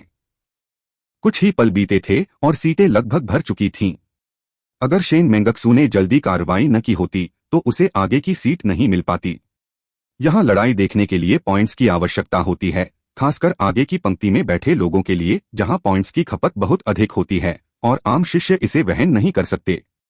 शेन मेंगक्सू और शिवानी एक साथ बैठे थे और उनकी शुरुआती उत्तेजना के बाद उनके चेहरों पर चिंता की झलक लौट आई। मुझे आश्चर्य है कि क्या मेरा भाई मुझ पर नरमी बरतेगा। मुझे आश्चर्य है कि क्या मेरी बहन मुझ पर नरमी बरतेगी। दोनों ने लगभग एक साथ ही आपस में कुछ बुदबुदाया, फिर आश्चर्य से एक दूसरे की ओर देखा। वानी, क्या संयोग है, हम एक ही पंक्ति में हैं। अचानक बगल से एक उत्तेजित आवाज आई। यह लुओ डोंगचेंग की आवाज थी। इस समय लुओ डोंगचेंग पहले की तरह निराश नहीं था, बल्कि उत्साह से भरा हुआ था। वानी, मुझे बहुत खेद है, यह सब गलतफहमी थी। पता चला कि वह सिद्धार्थ है, हमारा भाई। हाँ, कितनी शर्मनाक बात है। स्पष्टतः उसे सिद्धार्थ की स्थिति के बारे में पहले ही पता चल चुका था। यह जानकर कि सिद्धार्थ शिवानी का आदर्श पुरुष नहीं है, वह तुरंत अधिक ऊर्जावान हो गया। जिया वानी ने लुओ डोंगचेंग की ओर एक नजर डाली और शांत भाव से कहा, वह मेरा भाई है, तुम्हारा भाई नहीं। यदि आप उन्हें अपने बड़े भाई के रूप में स्वीकार करना चाहते हैं तो आपको यह देखना होगा कि क्या आप ऐसा करने में सक्षम हैं। लुओ डोंगचेंग हंसते हुए अपनी छाती थपथपाते हुए बोला, हे, अगर आप दूसरी चीजों के बारे में बात कर रहे हैं तो शायद मुझ में आत्मविश्वास की कमी हो सकती है, लेकिन जब ताकत की बात आती है तो मैं कभी किसी से नहीं डरा। किंगजू की शीर्ष रैंकिंग से भ्रमित मत होइए, हो सकता है मैं उससे कमतर न हूं। आखिरकार स्वर्ण पदक सूची में रैंकिंग तो सिर्फ एक संदर्भ है। बोलते समय लुओ डोंगचेंग ने सीटों पर बैठे शिष्यों को आंख मारी और शिष्य, जो काफी समझदार थे, उन्होंने उनके साथ अपनी सीटें बदल लीं। तो लुओ डोंगचेंग जी वानी के बगल में बैठ गया। शायद इसलिए कि उसने पहले लुओ डोंगचेंग को चिढ़ाया था, जी वानी ने मना नहीं किया। सच में? ठीक है, मेरे भाई के किंगशुए बहन से लड़ने के बाद तुम मेरे भाई को चुनौती दे सकती हो। अगर तुम जीत जाती हो तो मैं तुम्हारा प्रस्ताव स्वीकार करने पर विचार कर सकती हूँ, जी वानी ने कहा। सचमुच, लुओ डोंगचेन बेहद खुश हुआ। बिल्कुल सच है, शिवानी ने कहा। ठीक है, इस लड़ाई के बाद जब मैं ठीक हो जाऊंगा तो मैं उसे चुनौती दूंगा। लुओ डोंगचेन ने मुट्ठी भींच ली, वह बेहद उत्साहित था। जीवान में लुओ डोंगचेन एक युद्धप्रिय योद्धा था जिसकी ताकत बेमिसाल थी। वह सिद्धार्थ समेत किसी के भी सामने कभी नहीं झुकता था। धमाका! तभी पूरा अखाड़ा कांपने लगा, जिसके बाद बैंगनी जंजीरों का प्रचंड प्रवाह हुआ जिसने तुरंत पूरे दिव्य मार्शल प्लेटफॉर्म को घेर लिया। फिर सिद्धार्थ और शेन किंगक्सू अखाड़े में प्रकट हुए और उसी क्षण आसपास के क्षेत्र से जोरदार जयकार की आवाज गूंज उठी। विशेष रूप से महिला शिष्याएं बेहद उत्साहित थीं, क्योंकि शेन किंगक्सू उनकी अद्वितीय आदर्श थीं। अखाड़े में सिद्धार्थ ने अपने आसपास का जायजा लिया, जमीन पर पड़ी एक नीली ईंट को हल्के से ठोकर मारी, थोड़ा सिर हिलाया और फिर शेन किंगक्सू की ओर देखा। क्या आप तैयार हैं? शेन किंगशुए के शरीर में बैंगनी ऊर्जा का प्रवाह होने लगा। स्पष्ट था कि वह सिद्धार्थ के सामने लापरवाह नहीं थी। उसने सिर हिलाया। सिद्धार्थ ने कहा, लगता है आप मेरी बात समझ नहीं पाए। मेरा मतलब था, क्या आप मौत का सामना करने के लिए तैयार हैं? सिद्धार्थ के शब्दों ने वहां मौजूद सभी प्रभावशाली व्यक्तियों को चौंका दिया। सिद्धार्थ ने आह भरी और कहा, मैं जीवान पर कब्जा करने आया हूं। आज से जो मेरी आज्ञा मानेंगे वे समृद्ध होंगे और जो मेरा विरोध करेंगे वे नष्ट हो जाएंगे। जहां तक तुम्हारी बात है, मैंने तुम्हें 2 मौके दिए, लेकिन दुर्भाग्य से तुमने दोनों को ठुकरा दिया। मुझे खेद है, लेकिन आज मेरे पास अपनी सत्ता स्थापित करने के लिए आपके जीवन का उपयोग करने के अलावा कोई विकल्प नहीं है। जैसे जैसे वह बोलता गया, सिद्धार्थ का चेहरा धीरे धीरे ठंडा होता गया और उसके चेहरे से गर्मजोशी भरी मुस्कान गायब हो गई। उसकी जगह एक तीक्ष्ण और घातक आभा आ गई। वहां का माहौल इतना भयावह था कि अखाड़े के बाहर खड़े लोगों को भी कंपकंपी महसूस हुई। जीवान पर कब्जा करना? तुम्हारी हिम्मत तो देखो। तुम जीवान के स्वामी बनना चाहते हो? शेन किंगजू का चेहरा गुस्से से लाल हो गया। यह संसाधनों पर कब्जा करने के बारे में नहीं है, बल्कि मेरे द्वारा पूरे पर्पल ब्लड क्लैन पर नियंत्रण करने के बारे में है। अब से पूरा पर्पल ब्लड क्लैन मेरे नाम के अधीन शासन करेगा, सिद्धार्थ ने बात सुधारते हुए कहा। सिद्धार्थ के शब्दों ने वहां मौजूद सभी पर्पल ब्लड क्लैन विशेषज्ञों को चौंका दिया और क्रोधित कर दिया। सिद्धार्थ कितना अहंकारी था। वह पर्पल एबिस गोल्डन लिस्ट की शीर्ष रैंक वाली सदस्य शेन किंगक्सू को मारकर अपना अधिकार स्थापित करना चाहती थी और उससे भी बढ़कर पूरे पर्पल ब्लड क्लैन पर नियंत्रण करके पर्पल ब्लड वंश की सम्राट बनना चाहती थी। यह इस बात पर निर्भर करता है कि आप में वह क्षमता है या नहीं। बस। शेन किंगक्सू क्रोधित हो उठी। उसके चारों ओर बैंगनी लपटें उठने लगीं और उसकी निगाहें तेज हो गईं। वह युद्ध के लिए तैयार थी। पुकारना। सिद्धार्थ ने अचानक एक कदम आगे बढ़ाया और पल भर में उसकी आकृति गायब हो गई। इतनी तेजी! शेन मेंगक्स्यू, शिवानी, लुओ डोंगचेंग और अन्य लोगों ने आश्चर्य से कहा कि सिद्धार्थ पल भर में उनकी दृष्टि और धारणा से गायब हो गया था। फिर लोगों ने एक भयावह दृश्य देखा। सिद्धार्थ शेन किंगक्सू के पीछे प्रकट हुआ। उसकी 5 उंगलियां हुक की तरह थीं, जो सीधे शेन किंगक्सू के सिर के पिछले हिस्से पर निशाना साध रही थीं। शेन किंगशुए को सिद्धार्थ की इतनी फुर्ती और उसकी पकड़ और नजर से छूटने की क्षमता की उम्मीद नहीं थी। उसने सहज ही अपना सिर झुकाकर वार से बचने की कोशिश की। फुफकार! शेन किंगक्सू ने अपने सिर के पिछले हिस्से को बचाते हुए बैंगनी रंग का खून बिखेर दिया, लेकिन सिद्धार्थ के नुकीले पंजे उसके कंधे पर लगे और उसकी एक बाह फाड़ दी। आह! शेन मेंगक्सू और शिवानी एक साथ चीख पड़ी। डर से उनके चेहरे पीले पड़ गए थे। उन्होंने सिद्धार्थ के इतने निर्दयी और बेरहम होने की उम्मीद नहीं की थी। बैंगनी ज्वाला विस्फोट! शेन किंगक्सू अपना एक हाथ खोने से सदमे और गुस्से से भर उठी। अचानक उसके चारों ओर ज्वालामुखी विस्फोट की तरह बैंगनी रंग की लपटें उठ उठीं और चारों दिशाओं में दहाड़ने लगीं। उसी समय वह तेजी से पीछे हट गई। उसका पहला दाव नाकाम हो गया था और उसे सांस लेने का मौका पाने के लिए सिद्धार्थ से दूरी बनानी पड़ी। धमाका! एक भयंकर बैंगनी ज्वाला भड़क उठी और पीछे हट रही शेन किंगक्सू ने एक हाथ से हस्त मुद्रा बनाई। फुफकार! जैसे ही उसने अपना हाथ बढ़ाया, एक तीर उसकी हथेली में जा लगा, जिससे उसकी हस्तरेखा बाधित हो गई। लोग आश्चर्य से हांफने लगे, क्योंकि उनके ऊपर सिद्धार्थ एक बैंगनी धनुष पकड़े खड़ा था। जो तीर उन्होंने अभी चलाया था वह उसी का था। पुकारना! सिद्धार्थ की आकृति एक पल के लिए चमकी और फिर गायब हो गई। सिद्धार्थ के गायब होते ही शेन किंगशू को ऐसा लगा जैसे वह किसी बर्फीले तहखाने में गिर गई हो और उसके रोंगटे खड़े हो गए। उसे सिद्धार्थ का कोई एहसास नहीं हो रहा था। बस अचानक शेन किंगक्सू के पीछे का शून्य मुड़ गया और शेन किंगक्सू ने सहज रूप से एक स्पिनिंग साइड किक मारी। उसकी एक लंबी टांग पर मंत्र प्रवाहित हो रहे थे। बूम! इस लात ने शून्य को चीर डाला और हिंसक लहरों के कारण अवरोध कांप उठा। हालांकि इस लात के बाद शेन किंगक्सू के चेहरे के भाव में जबरदस्त बदलाव आया और वह तेजी से बच निकली। फुफकार! शेन किंगक्सू की गर्दन से खून की एक तेज धार निकली। आश्चर्य की सिसकियों के बीच सिद्धार्थ की आकृति प्रकट हुई। उसका हाथ चाकू की तरह था जो बैंगनी खून से सना हुआ था।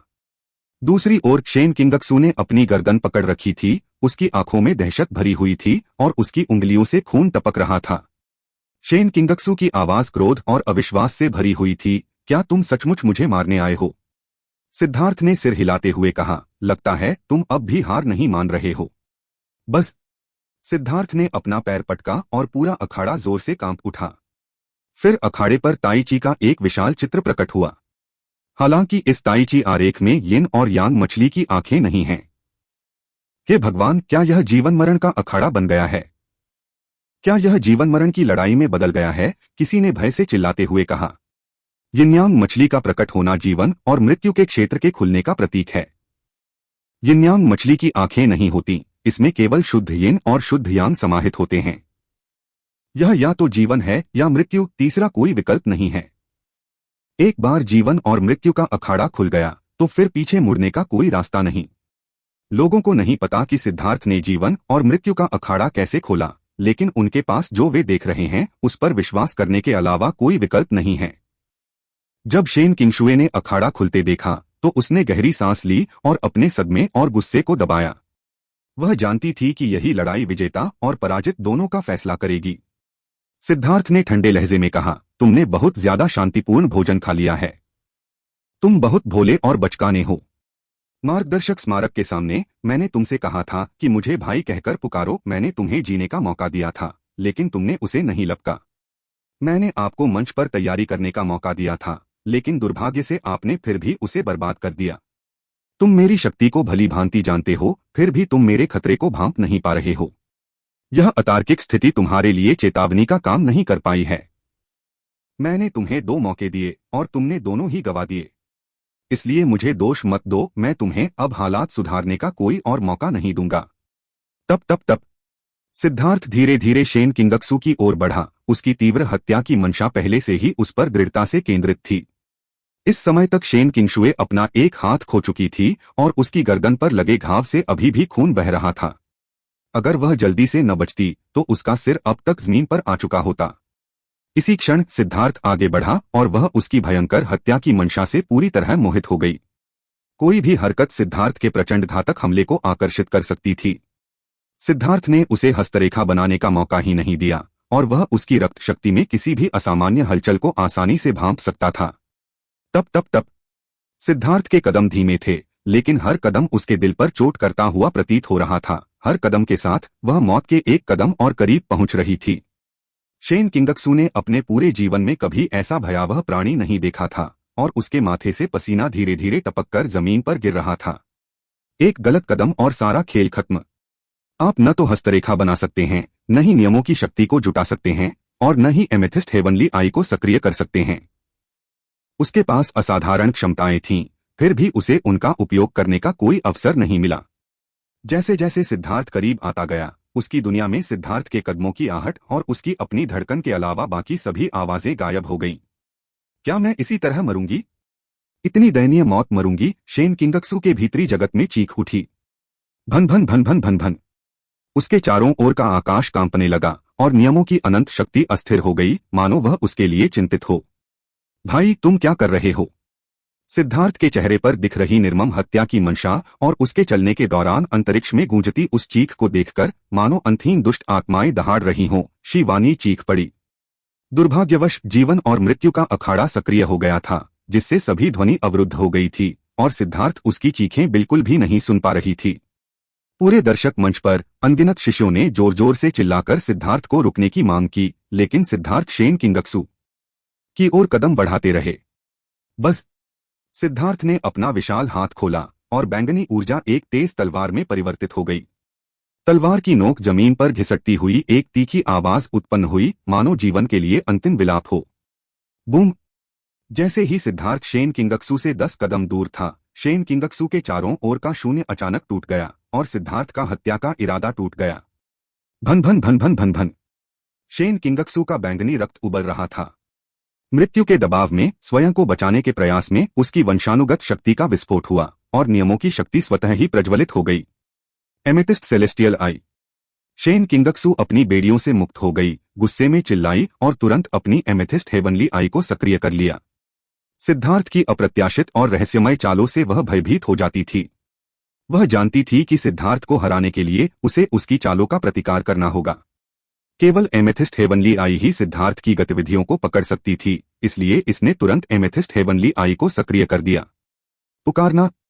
जैसे ही सिद्धार्थ की नीलम दिव्य आंखें सक्रिय हुईं, उसने अचानक मुट्ठी भर काली मिट्टी नीचे फेंक दी। शेन किंगक्सू दर्द से कराह उठी, उसकी आंखों में सुई चुभने जैसा दर्द हो रहा था और वह उन्हें खोल नहीं पा रही थी। शेन किंगक्सू ने दहाड़ते हुए कहा, सिद्धार्थ, तुम नीच हो। बूम! बैंगनी कवच में लिपटी शेन किंगशुए ने अपनी मुट्ठी से शून्य पर जोरदार प्रहार किया। सिद्धार्थ ने अपनी तलवार घुमाकर वार को रोका और एक जोरदार धमाके के साथ सिद्धार्थ के हाथ की तलवार चकनाचूर हो गई और वह भी उस प्रहार से हवा में उड़ गया। वो मुक्का वाकई बहुत जोरदार था। अपनी धंसी हुई छाती को देखकर सिद्धार्थ को अपने आंतरिक अंगों में हलचल महसूस हुई और वह लगभग मुंह से खून थूकने ही वाला था। सिद्धार्थ ने वज्र पवित्र शरीर को कम आंका। वह पहले शेन किंगक्सू के साथ लड़ाई कर चुका था और उसने उसकी बुनियादी ताकत को गंभीरता से नहीं लिया था। हालांकि इस वज्र पवित्र शरीर से उत्पन्न शक्ति भयावह थी। यदि उसने समय रहते अपनी वंशानुगत शक्ति का उपयोग करके स्वयं को सुरक्षित न किया होता, तो वह मुक्का ही उसके लिए काफी घातक साबित हो सकता था। एमेथिस्ट सेलेस्टियल आई के बिना भी तुम मुझे हराने के बारे में भूल जाओ प्रोंग। शेन किंगक्सू दहाड़ी, उसकी कटी हुई भुजा वापस जुड़ गई और उसने हस्त मुद्राएं बनाई। धमाका! धरती कांप उठी और पूरा मैदान गहरे पीले रंग के प्रतीकों से ढक गया। शून्य में असंख्य बिजली के प्रतीक झिलमिला रहे थे। शेन किंगक्सू का पूरा शरीर सुनहरे दिव्य प्रकाश से जगमगा रहा था और जमीन पर मौजूद पृथ्वी तत्वीय ऊर्जा और शून्य में मौजूद बिजली तत्वीय ऊर्जा उसकी ओर अभिसरित हो रही थी। उस क्षण पूरा अखाड़ा शेन किंगक्सू के अधिकार क्षेत्र में आ गया और उसने तुरंत सिद्धार्थ को देख लिया। तुम्हारे खिलाफ जीत? तुम अब भी कितने भोले हो। मैं तो तुम्हें मारने आया हूं। सिद्धार्थ ने अपना सिर हिलाया। तो चलिए देखते हैं कि आप में यह क्षमता है या नहीं। शेन किंगक्सू दहाड़ी, उसकी आकृति धुंधली हो गई, सुनहरी रोशनी मीलों तक फैल गई और वह मानो टेलीपोर्ट होकर सिद्धार्थ के सामने प्रकट हुई और एक मुक्का मारा। बूम! एक जोरदार धमाके से पूरा स्टेडियम हिल गया। यह कैसे संभव है? अचानक लोग आश्चर्य से हांफने लगे क्योंकि वे यह देखकर भयभीत हो गए कि सिद्धार्थ ने सोने का कवच पहन रखा था, जो बिल्कुल शेन किंगक्सू के कवच जैसा ही था। क्या सिद्धार्थ के पास भी वज्र पवित्र शरीर है? लोग चौंक गए। लोगों को इस बात पर मुश्किल से ही विश्वास हो रहा था कि शेन किंगक्सू युवा पीढ़ी में अकेली ऐसी थीं जिनके पास वज्र पवित्र शरीर था और केवल शेन परिवार की अनूठी वंश परंपरा ही वज्र पवित्र शरीर को जागृत कर सकती थी। शेन किंगक्सू भी अविश्वास से बोली, यह असंभव है। बूम! तभी सिद्धार्थ का शरीर सुनहरी रोशनी से फट पड़ा और एक जोरदार धमाके के साथ शेन किंगक्सू एक उल्कापिंड की तरह उड़ गई, अखाड़े पर जोर से गिरी और दूर तक लुढ़कती चली गई। सिद्धार्थ का पूरा शरीर सुनहरी रोशनी से जगमगा रहा था। उसकी तीव्र आभा आकाश तक पहुंच रही थी, मानो म्यान से निकली तलवार आकाश को चीर रही हो। सिद्धार्थ के वज्र पवित्र शरीर के सामने शेन किंगशुए तुरंत फीकी पड़ गई। चलिए देखते हैं कि बैंगनी रक्त वंश का वज्र पवित्र शरीर वास्तव में कितना शक्तिशाली है। बस अचानक सिद्धार्थ की भौहों के बीच एक चिन्ह प्रकट हुआ। धमाका! सुनहरा दिव्य प्रकाश आकाश में प्रज्वलित हुआ और सीधे जादुई घेरे के गुंबद को भेद गया। इसके तुरंत बाद धरती फट गई और अविनाशी नीली ईंटें धूल में बदल गईं। ऊर्जा की एक सुनहरी लहर तेजी से आगे बढ़ी और शेन किंगक्सू, जो अभी अभी जमीन से उठी थी, उस भयानक ऊर्जा लहर से एक बार फिर दूर जा गिरी। सैकड़ों फीट ऊपर उड़ते हुए शेन किंगक्सू ने बड़ी मुश्किल से खुद को संभाला। उसके मुंह के कोने से खून टपक रहा था और उसका चेहरा खौफ से भरा हुआ था। यह असंभव है, यह बिल्कुल संभव है। उनका वज्र शरीर इतना मजबूत कैसे हो सकता है? हंसना! अचानक सिद्धार्थ ने अपना हाथ हिलाया और एक सुनहरी तलवार तेजी से गुजर गई। शेन किंगजू ने फुर्ती से वार से खुद को बचाया और तलवार बाल बाल उसके चेहरे को छूकर निकल गई। शेन किंगशुए के गाल दर्द से जल रहे थे। तीव्र ऊर्जा से उसके रोंगटे खड़े हो गए थे। अगर वह एक कदम भी धीमी होती तो वह उस तलवार से 2 टुकड़ों में कट जाती। शेन किंगक्सू ने अचानक कहा, यह शुद्ध धातु का नियम नहीं है, बल्कि धातु के नियम का उदात्तीकरण है। वज्र धातु का सार बस यही है। यही सच्चा वज्र शरीर है। बस तभी सिद्धार्थ ने एक सुनहरी तलवार लहराते हुए शेन किंगक्सू के चेहरे पर जोरदार वार किया, जिससे उसे सांस लेने का भी मौका नहीं मिला। पवित्र शरीर दानव मुट्ठी को वश में कर रहा है। शेन किंगक्सू दहाड़ उठी, उसकी भौहों के बीच स्थित उसका जन्मजात दिव्य ताबीज प्रज्वलित हो गया। तीनों जंजीरें बेतहाशा कांप उठीं और मुक्का मारते ही 3 रंगों का दिव्य प्रकाश आपस में गुंथ गया। बूम! एक जोरदार धमाके के साथ सिद्धार्थ की तलवार, जो अखाड़े को चीरने में सक्षम थी, चकनाचूर हो गई और शेन किंगक्सू भी बुरी तरह प्रभावित हुई और लुढ़कते हुए बाहर गिर पड़ी। धमाका! अचानक सिद्धार्थ ने एक हस्तरेखा बनाई और शून्य से सुनहरी जंजीरें निकलीं, जिन्होंने तुरंत शेन किंगक्सू को बांध लिया और उसे शून्य में कैद कर लिया। हम हार गए। जब लोगों ने यह दृश्य देखा तो वे सब भयभीत हो गए। शेन किंगशुए हार चुकी थी और उसमें प्रतिरोध करने की कोई शक्ति नहीं बची थी। मेरी बहन ने 2 बार सफलता हासिल की, लेकिन फिर भी असफल रही। शेन मेंगक्सू भयभीत हो गई। शेन किंगक्सू की पहली सफलता तब मिली जब सिद्धार्थ के जानलेवा इरादे के तहत उसकी रक्तरेखा हस्तचिह्नों से मुक्त हो गई, जिससे वह अपनी इच्छा शक्ति से अपनी रक्तरेखा की अलौकिक शक्तियों को उजागर करने में सक्षम हो गई। दूसरी सफलता ने वज्र पवित्र शरीर को दूसरी बार जागृत होने की अनुमति दी, जिससे सिद्धार्थ की तेज तलवार चकनाचूर हो गई। हालांकि 2 बार जागृत होने के बाद भी वह अपनी पूर्ण पराजय की नीति को नहीं बदल सकी। सिद्धार्थ ने उसे संघर्ष करने का कोई मौका नहीं दिया। मेरी हार हुई। शेन किंगशुए ने पुरजोर संघर्ष किया, लेकिन भले ही उसने वास्तविक वज्र पवित्र शरीर को जागृत कर लिया था, फिर भी वह जंजीरों से मुक्त नहीं हो सकी। वह आक्रोश से भरी हुई थी, लेकिन उसके पास हार स्वीकार करने के अलावा कोई विकल्प नहीं था। तुम बहुत भोले हो। तुम्हें लगता है कि मैं तुम्हारी सफलता में मदद कर रहा हूं, सिद्धार्थ ने ताना मारा। क्या तुम सचमुच मुझे मार डालोगे? शेन किंगक्सू ने कांपती हुई आवाज में पूछा। धमाका! अपने हाथ के इशारे से सिद्धार्थ ने अपने चारों ओर बैंगनी ऊर्जा का एक सैलाब ला दिया, जो झरने की तरह आकाश की ओर उमड़ पड़ा। उस बैंगनी रक्त में असीम आक्रोश समाया हुआ था। उस आक्रोश में पर्पल ब्लड क्लैन के अनूठे उतार चढ़ाव झलक रहे थे और उस क्षण वहां मौजूद हर कोई स्तब्ध रह गया। देखा, मेरे हाथ पर्पल ब्लड क्लैन के अनगिनत सदस्यों के खून से सने हैं। क्या तुम्हें लगता है कि मुझे तुम में से एक और को मारने की परवाह होगी? सिद्धार्थ का चेहरा किसी खून के प्यासे दानव राजा की तरह भयावह था और उसकी आवाज में कोई भावना नहीं थी। पर्पल ब्लड क्लैन का आक्रोश वंशों में भी व्याप्त हो सकता है। जब सिद्धार्थ इस आक्रोश को प्रकट करता है तो पर्पल ब्लड क्लैन के सभी शक्तिशाली सदस्य क्रोध से भर जाते हैं। क्यों? शेन किंगशू दहाड़ उठा। मैंने कहा है कि मैं पर्पल ब्लड क्लैन का राजा हूं। जो मेरी आज्ञा का पालन करेंगे वे समृद्ध होंगे और जो मेरा विरोध करेंगे वे नष्ट हो जाएंगे। माउंट डी अब पूरी तरह से मेरे नियंत्रण में है और जी युआन की बात करें तो मुझे अपनी सत्ता स्थापित करने के लिए किसी को मारना होगा और तुम सबसे अच्छे उम्मीदवार हो। बस। सिद्धार्थ ने हाथ की मुद्राएं बनाई और शेन किंगक्सू को बांधने वाली जंजीरें तेजी से कस गईं। Click click click. शेन किंगक्सू के शरीर पर मौजूद कवच में दरारें पड़ने लगीं और शेन किंगक्सू को अचानक ऐसा महसूस हुआ जैसे उसका शरीर फटने वाला हो। मैं मरने वाली हूं। उस क्षण शेन किंगक्सू निराशा से भर गई थी, लेकिन वह इसे स्वीकार करने को तैयार नहीं थी। मैं तुम्हारे जैसे हत्यारे राक्षस को, जिसने अपने ही लोगों का नरसंहार किया है, जीवान पर नियंत्रण करने की बिल्कुल अनुमति नहीं दूंगा। शेन किंगक्सू दहाड़ उठी, उसका पूरा शरीर सुनहरी रोशनी से जगमगा उठा और उसकी छाती में एक सुनहरा दिल धड़क उठा। धड़ाम धड़ाम धड़ाम।